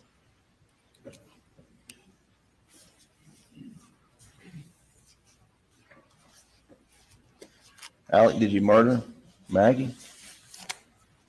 I would never hurt Maggie. Did you murder Paul? I would never hurt Paul. Why doesn't he say I did murder If them? I was under the pressure that they're talking about here, I can promise you I would hurt myself before I would hurt one of them. Without a doubt. He never actually says I never murdered them. Thank you. That's all. He says I would never hurt them. Orders. He didn't hurt them. He please murdered forward. them. You know, I would never hurt. Oh no! Not no! All right. That you were concerned No, when you talked to I- David Owen about the bag of pills in your pocket, correct? I mean, no, sir, I'm not saying that I was concerned about that. I don't think I told you I was concerned about that. I'm just telling you that was a fact. I had a bag of pills in my pocket, and that was one of the things, that was one of the many things that came together that night. And you're trying to tell this jury that as a reasonable husband and father in this situation, concern about a bag of pills in your pocket was more important to you than telling law enforcement and narrowing the time when you last saw your wife and son alive. Why is he? That's what you want to convince this jury of? No, sir, because, I mean, the bag of pills in my pocket was not what I was concerned about sitting in there. It was, as I said, it was one of the many things that was going on. But I wasn't sitting there worried about those pills in my pocket. You were asked about requesting the phone and automobile data. And that was because as a prosecutor and a lawyer, you had been manufacturing an alibi to cover your tracks. No, sir, that's absolutely wrong.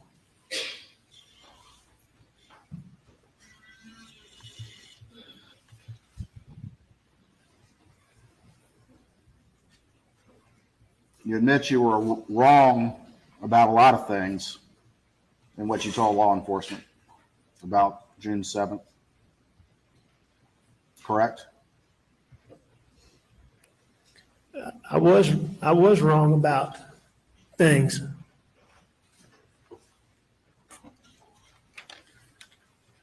some things. You were asked whether or not you voluntarily confessed to Agent Kelly, but you only did so after being confronted with undeniable information. Correct? No, sir, that's not correct at all. What I was told is that, and I believe this came from Randy, what I was told is that SLED had come up with some information that seemed like it was consistent with my story, and they needed me to verify some things, is what they told me. And, you know, I knew that resources had already been wasted.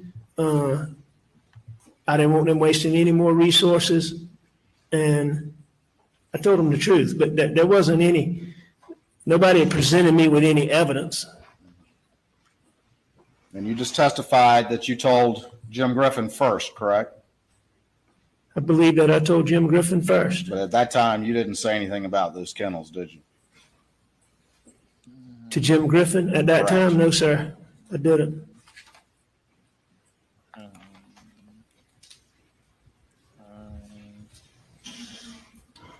When you testified on direct yesterday, and you were asked about leaving the kennels with your new story, in light of the evidence that's been presented in this trial, your words were, "I got out of there," correct? I believe that's what I said, yes, sir. And you also said during your testimony on cross-examination that you hurt the ones you love the most, didn't you? I did say that. Thank you. Nothing further. Thank God. In saying that, Mr. Waters, I just want to explain that answer. And he just asked me a question about what I said, and then I was going to explain why I said it. All right. As I told you earlier, you're implying to this jury and to me that was me talking about hurting Maggie and Paul. And that's not what that was. What that was is me saying, I know I hurt my brother, my By partners, lying, yeah. my clients, many of whom I told you I loved, all of whom I cared for. And that's what that was when I'm talking about how my misdeeds, how I hurt the people worst were the ones I loved the most. I just asked you what you said, correct, Mr. Murdaugh? You did ask me what I said, but in asking me that, you're putting an implication on there that I am explaining. I just asked you what you said. Okay, yes, sir. Thank you. Nothing further. Step down. Oh. Are we done?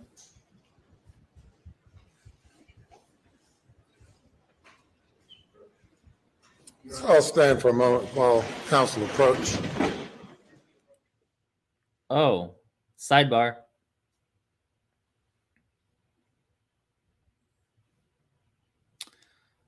Judge is probably asking if the defense can present their witnesses today, because they said that they have 2 more expert witnesses, and now the judge is probably inquiring if they can put on a quick one. Maybe if they have a witness that is like, just like, I don't know, 5 to 15 questions or something like that.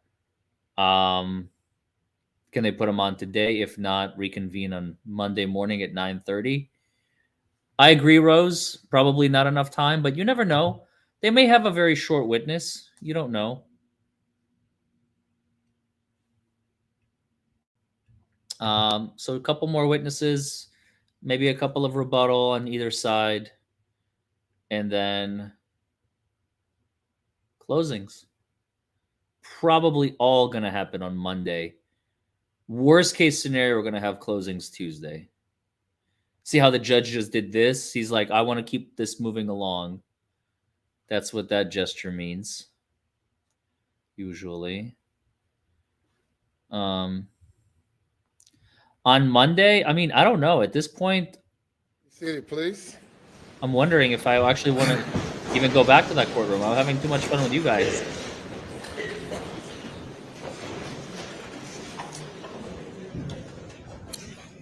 Well, we've come to the end of this week, and we will adjourn now and resume at 9:30 Monday morning. Have a great weekend. Do not discuss the case. Amanda had a or question. allow yourself to be exposed to any information concerning the case. What was Amanda's question? And we'll see you Monday morning. Have a great weekend. Jury is excused.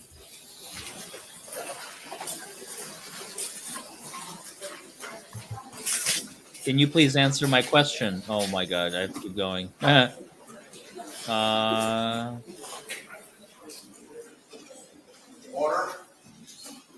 I'm looking for it. Can you repost it? That's not a question. Everyone be seated, please. Yeah, repost it because I have no idea where. Regarding scheduling, first up Monday morning, Mr. Carpulian. Your Honor, we anticipate having 4 witnesses on Monday. They would probably average an hour apiece. I would suspect by lunchtime we would be, no? Early afternoon. Early afternoon, I'm told by Mr. Griffin, resting our case. And of course, Mr. Waters indicated he'll have 1 or 2 reply witnesses. A couple right now, Your Honor. Obviously, we need to assess that when they complete their case, but it would I not told be you, like- Monday the case will be done. So that begs the question, what day next week do we do argument and charge? Tuesday. Well, it's all unpredictable. As we can see from today, it's pretty unpredictable. I'm guessing. I saw the Tuesday. question. don't I think started. that's gonna Give me a be- sec. If they have any reply witnesses, Wednesday would be more of a target. I'm just saying a target date that we can begin thinking about in terms of argument and charge. To that end, are you going to set a time limit on arguments, or are you going to just let us do whatever we want? I do not set time limits on argument. With that in mind, Mr. Griffin and I mean, they get 2 arguments. We perhaps would like to split our final argument, which we think with 4 weeks of testimony in there, it's going to be difficult for one person to digest all of that. There's no problem with that, is there? All right. I would object to that. I think Your Honor's rules and general practices consistent with one counsel handling argument. Your Honor, I've seen it done both ways. And Yeah, the jury's going home. 4 weeks of testimony.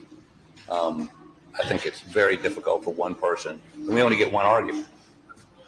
I've never done it, and I'm not inclined to do it. I'll look it over and consider it, but I'm not inclined to allow the defense to split closing arguments. We would agree to a 2-hour limit.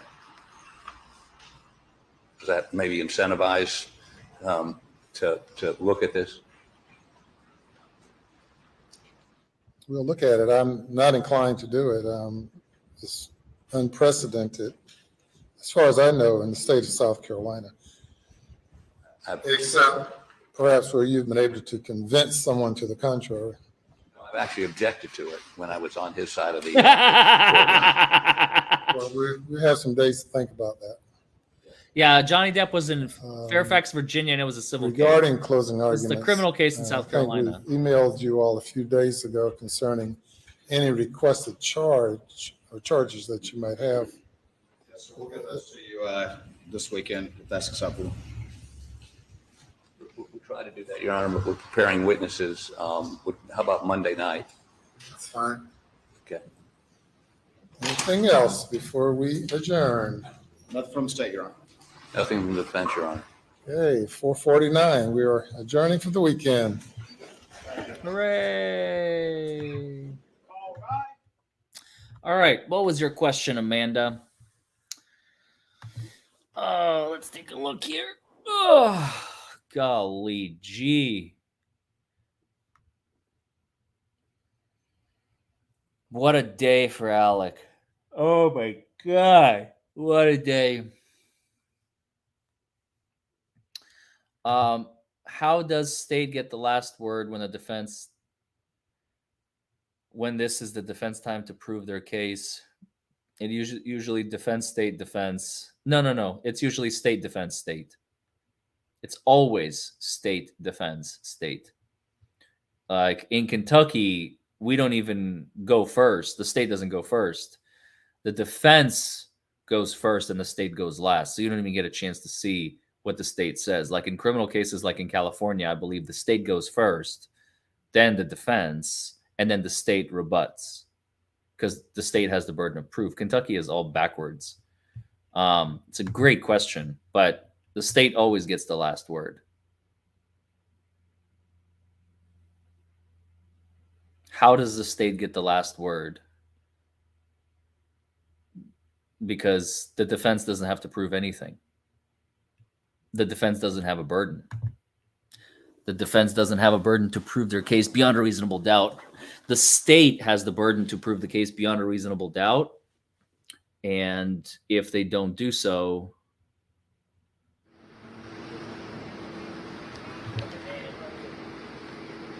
oh, here's the... I have this footage on my own channel.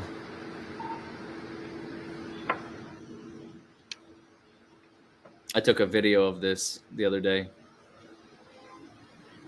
when I was there.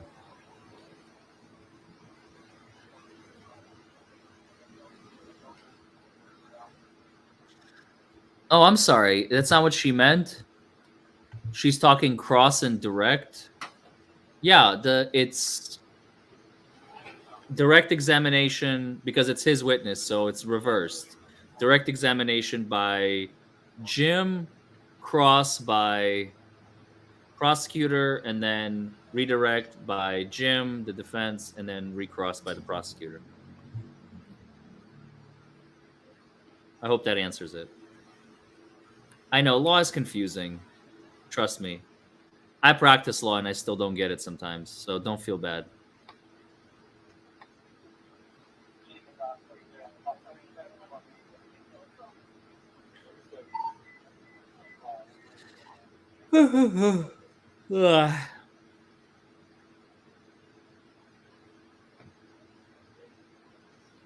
But the whole direct cross, redirect, recross, that's standard in every single state. That part's universal.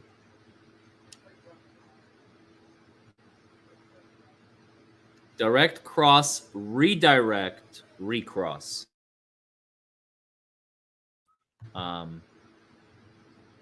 MB. Direct cross, redirect, recross. There he goes.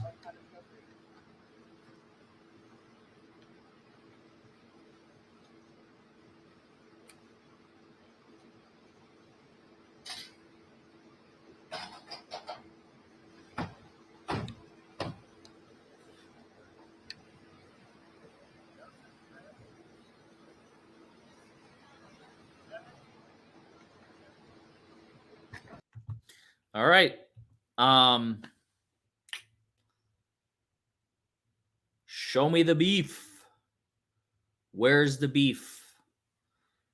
This is going to be a hung jury, pretty much. Slam dunk, guaranteed.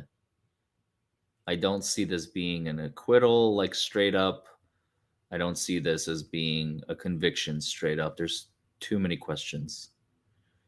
Too many questions.